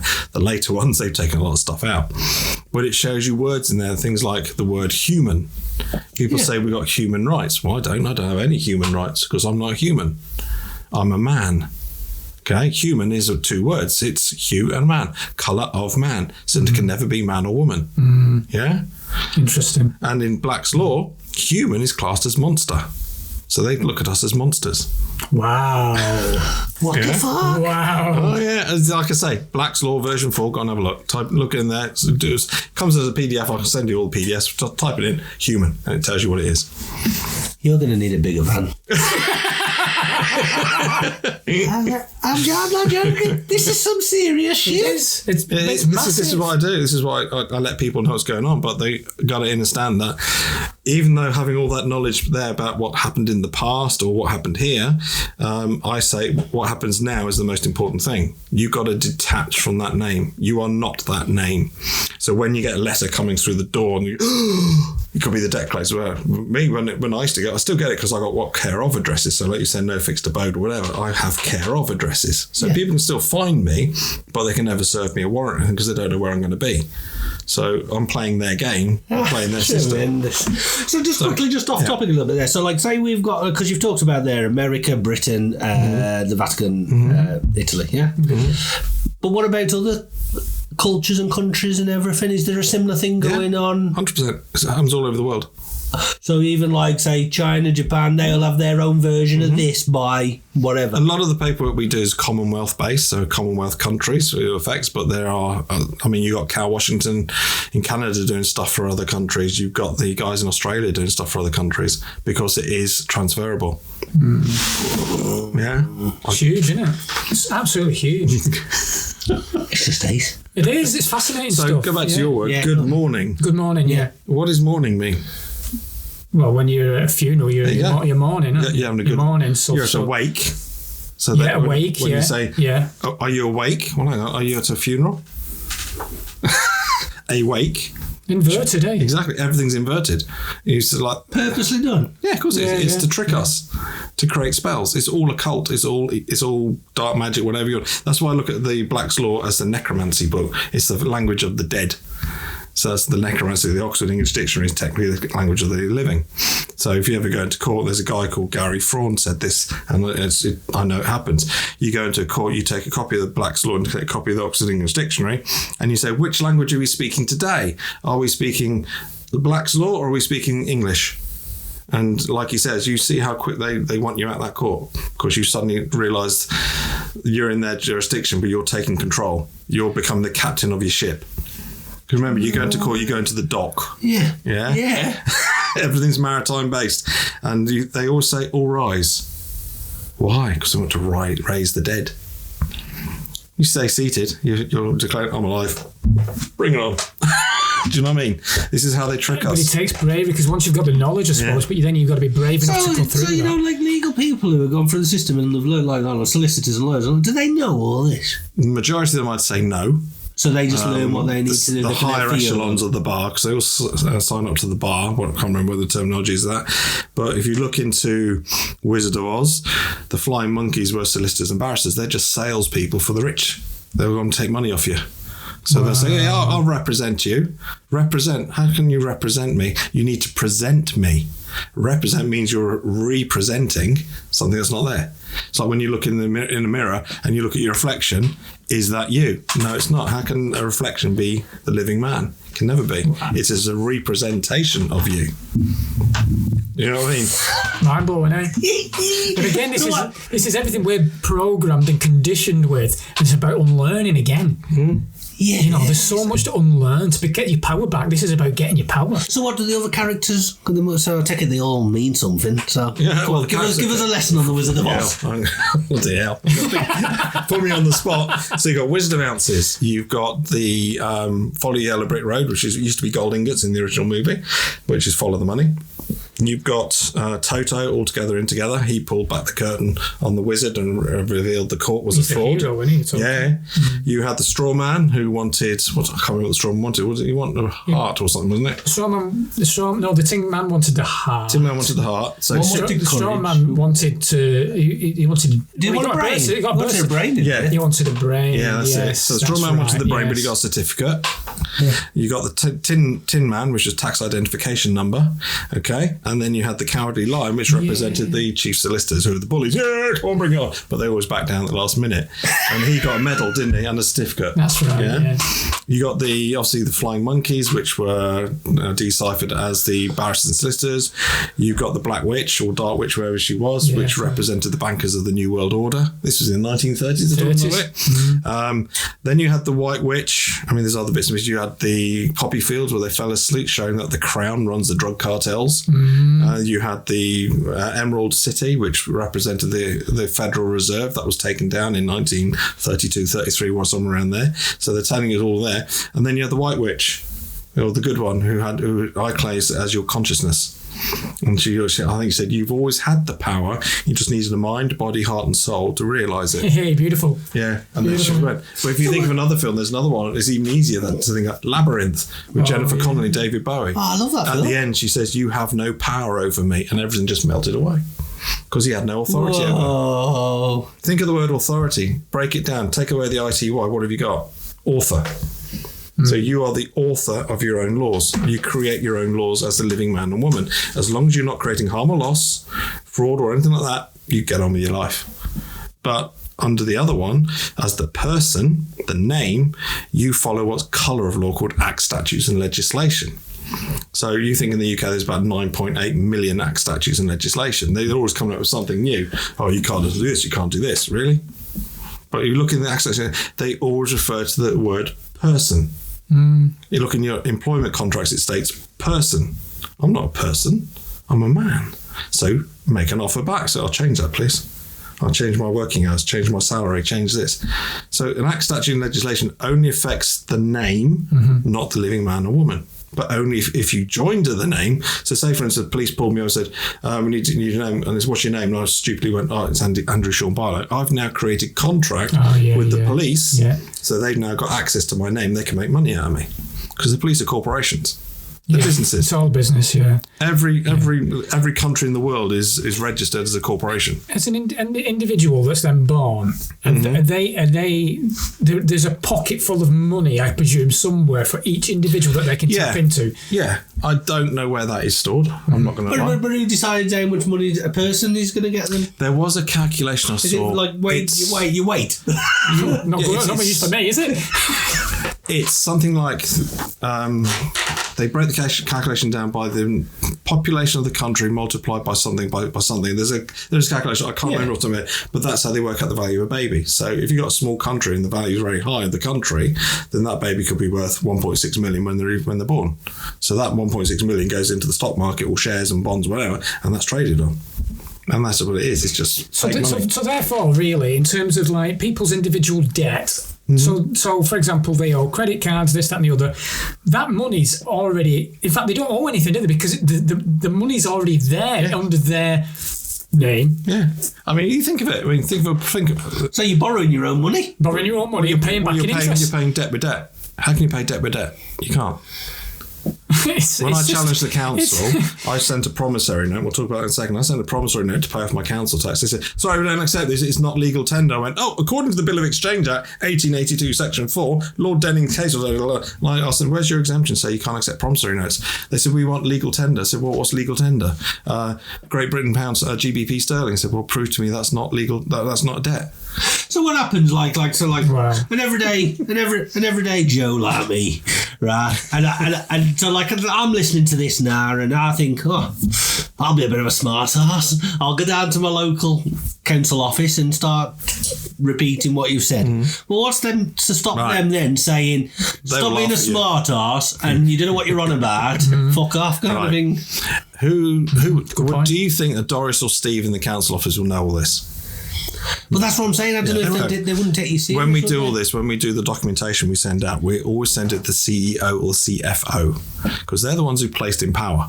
They're the ones who placed in position CEOs, unless it's a small company where they've worked their way through. But the majority of big corporations, you can have a new CEO has been appointed. Okay? So they get put in position. But they know this.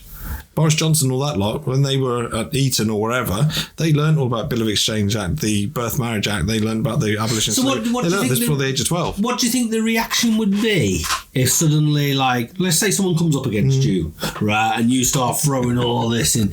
What's the reaction going to be then? Like, phone the police or, hey, shut him up and just give him what he wants? Well, what's the reaction? Because, if you sort of basically you're saying, I know my shit. At the moment, we see a lot of pushback from them because this is an argument I've had, and I may be wrong, but I'm saying it as I see it, is we've had too many groups in the public eye putting so much out into the public domain that it's like picking up the phone to your enemy. So just let you know, we're landing on the beaches at 3:00 on Sunday. We'll see you there. It's like giving them the information, and things are now we're struggling to make things work. I'm not going to lie about that. But the fact that all my stuff is private, it's not splashed all over the internet, is we're having multiple successes because we're not telling people, do this, do this, do this, do this. We're saying people, think before you act. Do you want to go down the road? There's an action, every action has a consequence. So if you're going down there and you say, well, I'm going to challenge my mortgage, well, guess what? They're going to let you challenge it, but they're going to put a black mark against your name on your credit file. And if you need to remortgage or refinance, you're going to have a black mark against you, and they're not going to let you do it. This is their system. Their system, in my opinion, and it's just my opinion, is perfect because they give you every opportunity to deal with everything that comes through your door. Every opportunity. They give you three attempts. Oh, hang on, power of 3. That was in scripture where Peter got tested 3 times. Everything's a power of 3. Think about it. Think about the numbers. Look at Tesla when he said 369. It's the keys to the universe. Yeah. Think of the numbers they use, 666. And then they start saying the earth spins at 66,667. Isn't that convenient? Really? That's convenient, isn't it? Is that why Freemasons are all threes? Yeah, it's all power of 3. So when you think in a system, you get a debt come through the door and you ignore it, they'll send you a reminder. And then they'll send you a final reminder before further action. So they're giving you every opportunity to deal with it. If you ignore it, okay, there's 4 ways to handling a contract, let's put it that way. You have 2 honourable, 2 dishonourable. The first honourable one is, Kev, here's your new contract. I'm docking your wages £1,000 a month. You go, oh yeah, thanks for that. I'll have that. Full acceptance, happy with, just go with it. The second one comes, he says same thing to you. Yeah, I'm happy with that, but I have questions. You want to negotiate. You want to ask questions. Yeah? The third one is a dishonourable one, and so is the fourth one. Silence. Now, that's where I've been a lot of time in my journey doing this. Now, I always say to people, I've failed a lot before I had the success. Silence is what's classed as acquiescence. It's an unconscious agreement to their terms and conditions. Is that when people like don't deal with something? Yeah, they just keep hiding from. You put it in the drawer, you expect the unicorns to fart over it and the pixies to take it away. Yeah. It doesn't work. No. So silence is an unconscious agreement to their terms and conditions. If you don't speak, I think the scripture states, if you have no voice, they will speak for you. All right, okay. Yeah. The fourth one is no. Just plain, no, I'm not doing it, a refusal. That's classed as belligerence, arrogance, whatever to them. They go, well, okay, you got nothing else to offer us. So therefore, you've accepted our terms.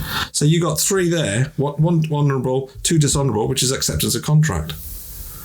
Either way, you're going to struggle with it. If you go to the negotiation phase, well, thank you very much. Yes, I really would like to pay you £2,000, but can you please answer these questions for me, please?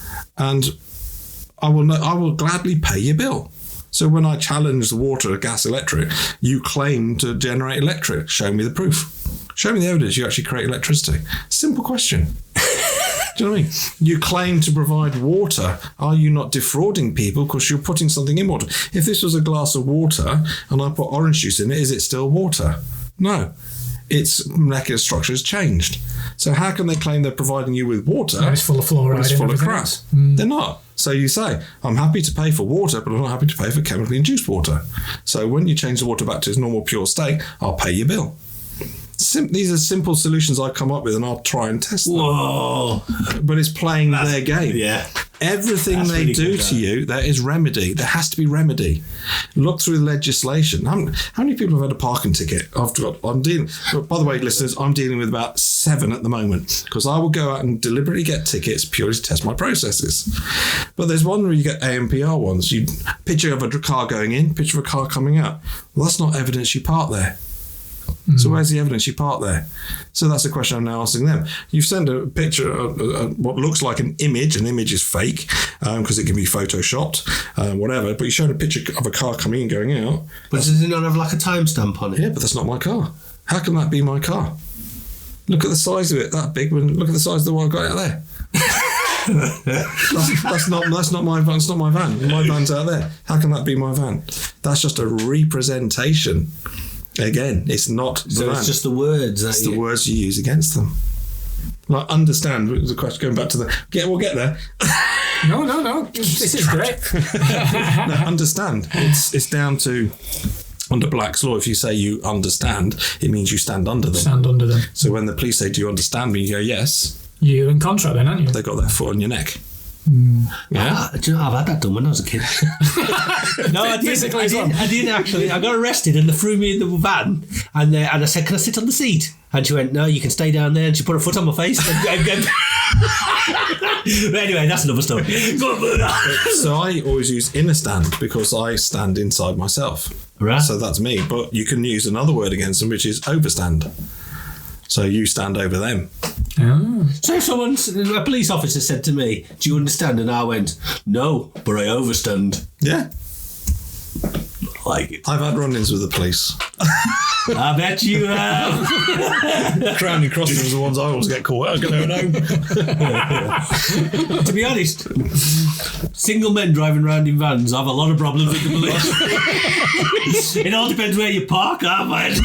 Yeah, I'd just like to mention the viewers, this was before I had the van. Moving on.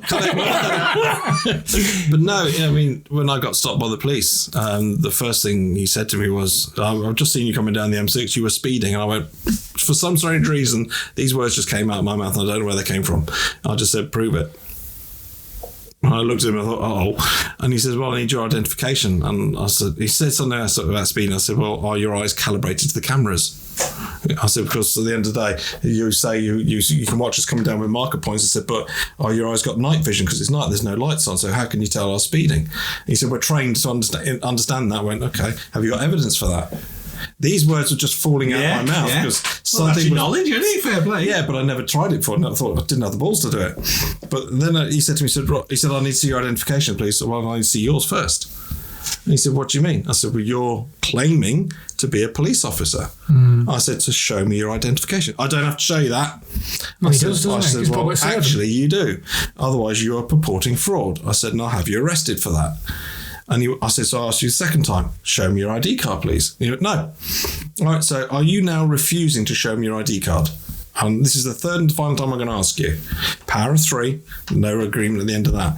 And he went, "No, I'm not showing you." I said, "Fine." So I'd locked my door, wound my window up a little bit more, and I phoned 999. And I called the police. So I had a police car behind me, blue lights on, the guy standing there claiming to be a police officer who didn't identify himself as a police officer. So the desk sergeant comes down. Now the sergeants and the inspectors know everything. They know how it all works. And he asked the question, "Did you show your ID to this gentleman?" And he went, "No." He said, "Please carry on your journey, sir. Sorry to interrupt you." No. That's it. High five for that one. It's not the game, innit? It's the game. Best one is if they pull you over the blue lights and sirens on. I haven't found the evidence on this, but I've heard that it's against their regulations because they can only be used in an emergency. Now, I think Jim Davidson challenged this about 5-10 years ago. He was going down the M5 as he was. He wasn't drinking at the time, I don't think, but he was doing about 100 miles an hour, whatever, with a car following close by. Went for about 10-12 miles. Then they put the blue lights on and pulled him over and said, "You were speeding." He said, "Well, so were you." He said, "So what makes you give you the right to speed and not me?" So he went to court, challenged it in court and got away with it. Yeah. Because the police officer should have pulled him over immediately. But he didn't. He followed him for about 10 miles in an unmarked police car, then put the lights on to pull him over. So that police officer, they're not above the law. No one's above the law. No one. So what makes them so superior to us? They doesn't. They're just men and women in a costume. That's all it is. They have no authority over a living man or woman. And again, it all comes down to knowledge and confidence to use that knowledge, because otherwise fear, because anyone in a position of or authority, if you like, you are fearful. As soon as you even see a police car on the motorway, you maybe have a little flutter of your stomach. Well, I better make sure I'm 70 mile an hour below or whatever, because you're programmed to have that fear, aren't you? Yeah. I don't even do that with police. When I'm in Tesco, and like there's a big fella and a security guard, I shit myself. I'm like, I'm not stealing anything. Honestly, I'm not stealing anything. Like, usually there's a pack of chewing gum in my pocket when I'm nicked as well. But pop that out. Yeah, but the thing is, like, you do know, don't you? Because it's like in your nature to just it's be in like, your nature from birth, from your conditioning, to be scared of authoritative figures in school, your parents, blah blah blah blah blah. You are in fear. Question everything. I wonder if my missus is a copper. You'll have to ask her. I walk in the house and I shit myself. I think, what have I done wrong? Here we go again. I wish she'd handcuff me and pin me down. But anyway, I'm going off. What's called? So, this is fascinating stuff, and it's amazing. It is. No, we could go for hours, but so the thing is as well. So like somehow you're going to have to bring all this expertise and knowledge into whatever else you're doing. Surely you can't just know too much. I mean, you said before that you didn't know how to be a leader, but I mean, come on, with that kind of knowledge, no, you're leading, aren't you? Mm-hmm. Oh, 100%. I mean, people are coming towards me. I know, and I was saying to Ant before, I mean, people are just turning up at events now. They're coming to a talk. They just said, I heard about you. Want to come see what it's all about? The lady yesterday, she said, I was dealing with another group and they were charging me extortionate amounts of money. She said, how much do you charge to help me? I said, nothing. I said, I charge nothing. I said, all I ask is for a kind donation. That's all I asked for. I said, or an energy exchange. She went, hang on, these people are charging me £450, £500 to £1,000 for a document, and you're not going to charge me? I said, no, all my templates are 100% free. You use them, you accept liability for it. If anything goes wrong, we're not taking liability for it because the onus is on you to do your own research. But we give everything away for free. Because people out there are bloody struggling. Yeah. And a lot of these groups, and I'm not going to get shot down by a few of these groups that may see this, and I don't care, is you're preying on the vulnerable. Oh, yeah. You're preying on people's fear. You're preying on they're scared. Especially now. Yeah, they're desperate. How am I going to pay this? How am I going to pay that? Well, give us 250 quid and we'll show you how to do it. For me, that's just a scam. Sorry. Come to us. We will help you. You don't have to pay us anything. I've had yesterday. A guy came up to me yesterday in the workshop. He said, "I haven't paid for today." He said, "But all I've got is £1. Will you accept that?" I said, "Graciously, I'm really grateful for you for offering that." Yeah, that's beautiful. And he went, "But I want to give you more." I said, "No, there's no need." I said, you were present for today. That for me is energy exchange enough. And hopefully you're going away with a seed in your head and you're going to grow that seed. So that's all I want. That knowledge, like what you've just been sharing now, is it possible for someone to come from another angle and say, oh, people have just made that fit, like the story of the Wizard of Oz. Oh, it's a load of bullshit. He's talking out his arse. That's not.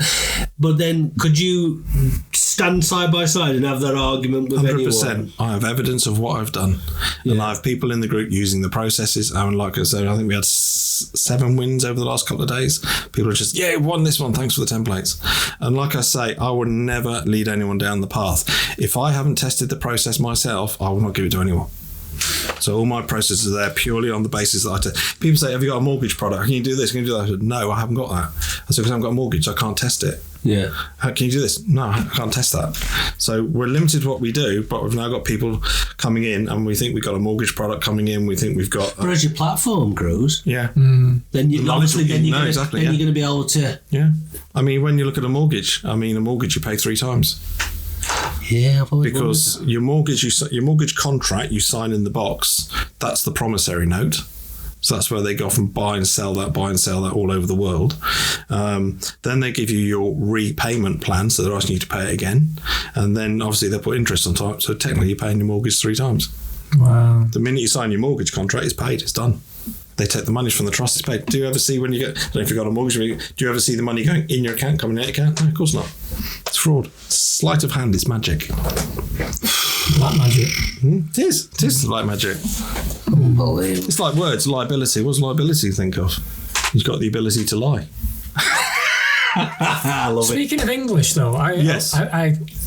English is obviously a very powerful language and it's used many countries. I learned something the other day that it's actually the language of angels, because it's anglais.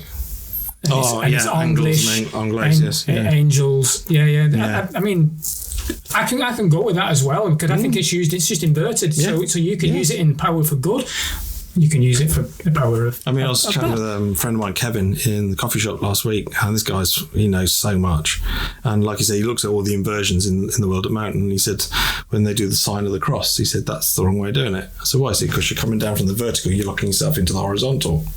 All right. He said, realistically, you'll be coming from the horizontal going back up to the vertical. Interesting. I always do that the wrong way around. And I said to him, that makes sense that then you think in horror movies, they always show the upside down cross. So what is bad is always good and what's good is always bad sometimes. But everything, when people want to know about the system, it's in plain sight. Everything's out there. Demolition Man, Divergent, Hunger Games, Matrix. I'm just watching Deception. Inception. It's a good, isn't it? I'm halfway through it, but I had to stop because I was doing something else. But like I said, they put everything out there as free will for you to accept. But this takes us into the shit show of 2020 because when they were telling people they must wear masks, it's law. It wasn't law. It was guidelines, and that's the thing. There's always sort of a loophole. Yeah, they tell you, don't they? Well, Black's law is again must means may. You must close your shop. Well, it means may. You may close your shop. Thank you very much. I don't accept that offer. Thank you very much. Bugger off. Interesting. It's literally how everyth's always inverted. It's to trick you into believing things. Like you think the word realise, R-E-A-L-I-S-E, is actually spelled R-E-A-L-E-Y-E-S. Real eyes you see with your real eyes. Think of the week. We've got this weekday, haven't we? And then we've got a weekend. Mm-hmm. So weekdays, think of it another way. Weekdays with a Z in it and an A in it. You got weekdays, so you're in a days because you're a bit weak, and then you get weakened at the weekend. So the weekend you're now weakened. So that you take away the weekend, you're weakened. And this is how they do it. I just feel so thick. But then no. See, this could go on forever and ever. Because then you were talking the other day. I think we were talking about the calendar. 13 months. 13 months. So, but I do find that interesting. Well, yeah, because you've got October is 8, really, isn't it? Yeah. And then Dec is 10, and that's December's April 1st is supposed to be the start of the real year, because everything is spring and everything grows, and and all that. I've heard bits. Like I said, my knowledge is not great, but I do find that really interesting. Yeah, there should be a month. I don't know the name of the month, but there's several variations on the name of the month they took away between July and August, and the one I resonate with is something called Soul. So basically, where you took the whole month to rest your soul, which they took away from us. So when you think you got, apparently, if you believe in the moon, you got 13 cycles of the moon, you got 13 cycles of a woman, but you've only got 12 months. That doesn't make sense. So if you look at the way, I've been watching Flat Earth Dave, it's another subject, but there's also people like Graham Hancock. He's got a series out called Ancient Apocalypse, and he goes through that on Netflix. Really good series to watch. And like he says, it's all deception. It is all deception. Think of it. If you had 13 months, each of those months would be 28 days with one neutral day, which was basically April the 3rd for the resurrection of Christ. Right. That's basically, but that one day is between the 1st and 3rd of April.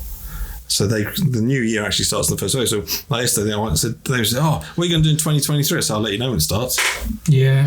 It doesn't start until April the 1st in my book. Yeah. But it's like when I write documentation out to people, I don't put any numbers.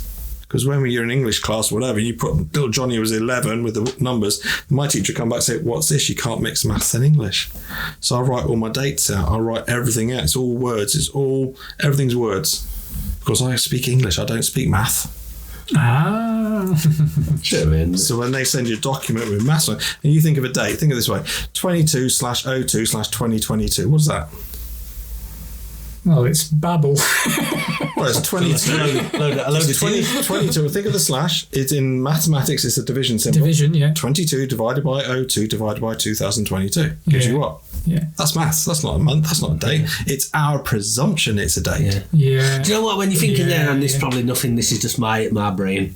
So, like, you're talking about summer being pulled out of the calendar a month, and then you mentioned Saul. Mm-hmm. But there's a story in the Bible, isn't there? Because Saul, he hated the Christians, didn't he? And God basically said to him, you need to lead the Christians back to the Holy Land or wherever it was, right? Which he was pissed off about because he hated them, right? And then, but what happened is, I forget the story, something happened. Anyway, he was leading them back, but they kept fucking moaning. Typical Christians. Fucking moaning, right? Every day's a moan, and then ask on a Sunday for forgiveness. Anyway, so they were moaning, and God decided, I'm sick of this fucking moaning, right? So he killed them all. No, he did. I'm being serious. So, and I wonder if, like, they all got took out, and I wonder if Sol got took out the calendar. Could be. I've just made that up off the top of my head, but I just thought it was interesting shit. And I do like to share interesting shit. People do often say, Kev's full of shit. I'll say that. At least yours is interesting.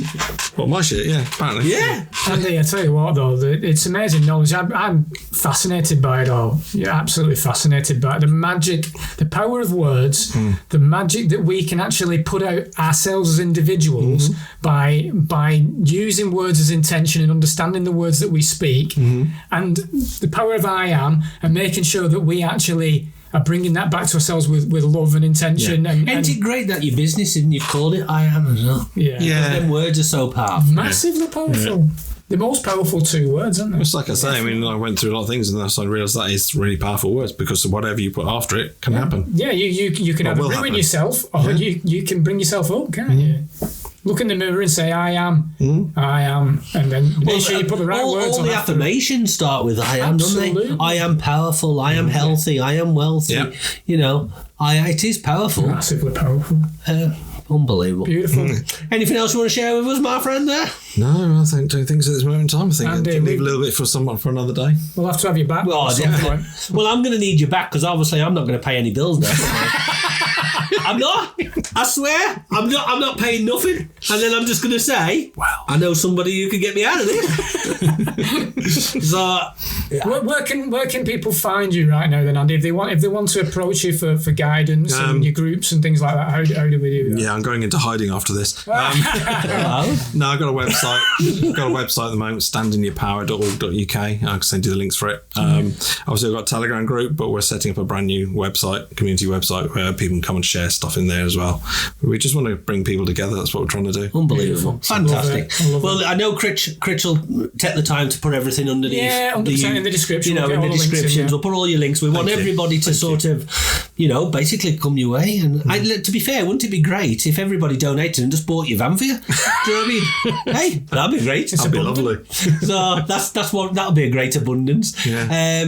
It's been fascinating. I'm just, you know what? One thing this year I was looking at the diary of all the guests we got coming, and like your name stood out because I was like, I can't wait for that. And it blew my mind. It's better than what I could have ever imagined. Thank you. And I look forward to seeing you again. I look forward to all these other because every week we're going to have different guests. And today, I know we're talking about words and law this week, and next week we might be talking about angels or whatever. Yeah. And that's what's amazing, really. Yeah. So I hope everybody keeps tuning in, because there's so much more to come. I think it's amazing what you guys are subscribe doing. to our YouTube channel, please. 100%. Subscribe. And if you've enjoyed everything here over at Drake, Michigan, then come and join us on the community. Have a chat with us.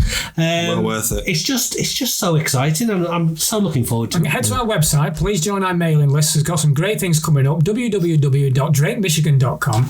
And sign on. Get your email on that mailing list, and we've got some amazing things heading your way. Yeah. And if you need to get out of a car parking ticket, this is your guy. Go see him. Oh, this is Andy, thanks. Andy, No, you're welcome. I love you, man. Thank you very much. Very good. Thanks for coming in, mate. Pleasure. Absolute pleasure.